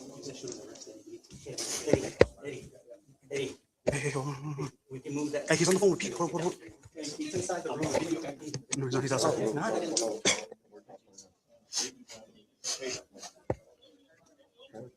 He's down in the hall. We can move that box, close that door. It's a 2-hour rated door. You'll at least hold up some kind of reflection. We can stay behind that one door.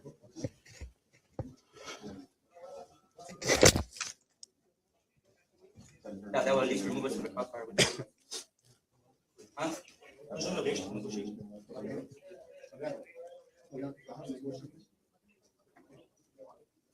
Let's back up behind that door. Hold on. On the phone with Pete right now.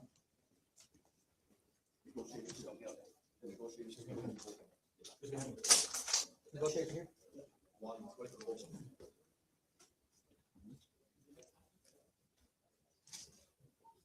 So Pete's on the phone right now. He's gonna be an instant command right now. Yeah, we checked one right here.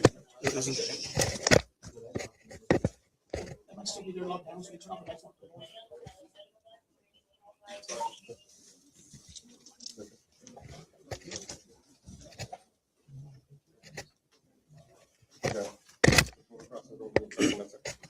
Switch. Come through.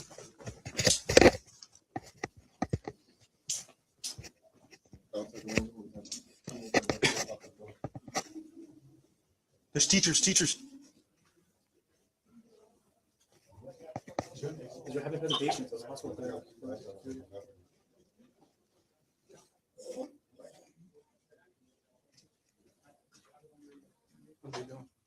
They're clearing some rooms that are down there. Double checking. So where's he at? The 2 desk? The chairs. Okay. But 100% he's not in No. the room. Yes. Yeah. He's gonna clear that room next to him. He's gonna start negotiations. I went in there, I got officer, we got the 28 returned to a local address. Got officer going up.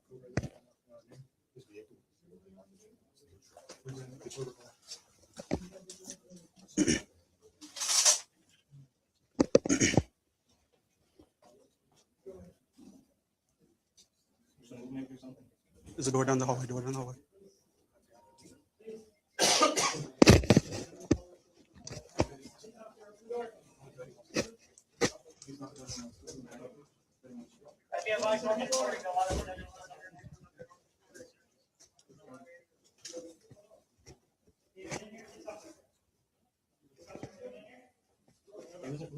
Hey guys, I there's not enough time to explain. I really gotta go. I'm sure she's fine, but there's a lot of things going on right now. I can't explain. I will see you guys. I will see you guys tomorrow, 3:30 p.m. Eastern. Thank you so much for your support. Thank you. Please make sure to give this stream a like. A lot goes into this. Thank you, maybe. Just gonna be safer than sorry and make sure that she's okay. All right, guys. Love you all. Talk soon. Bye.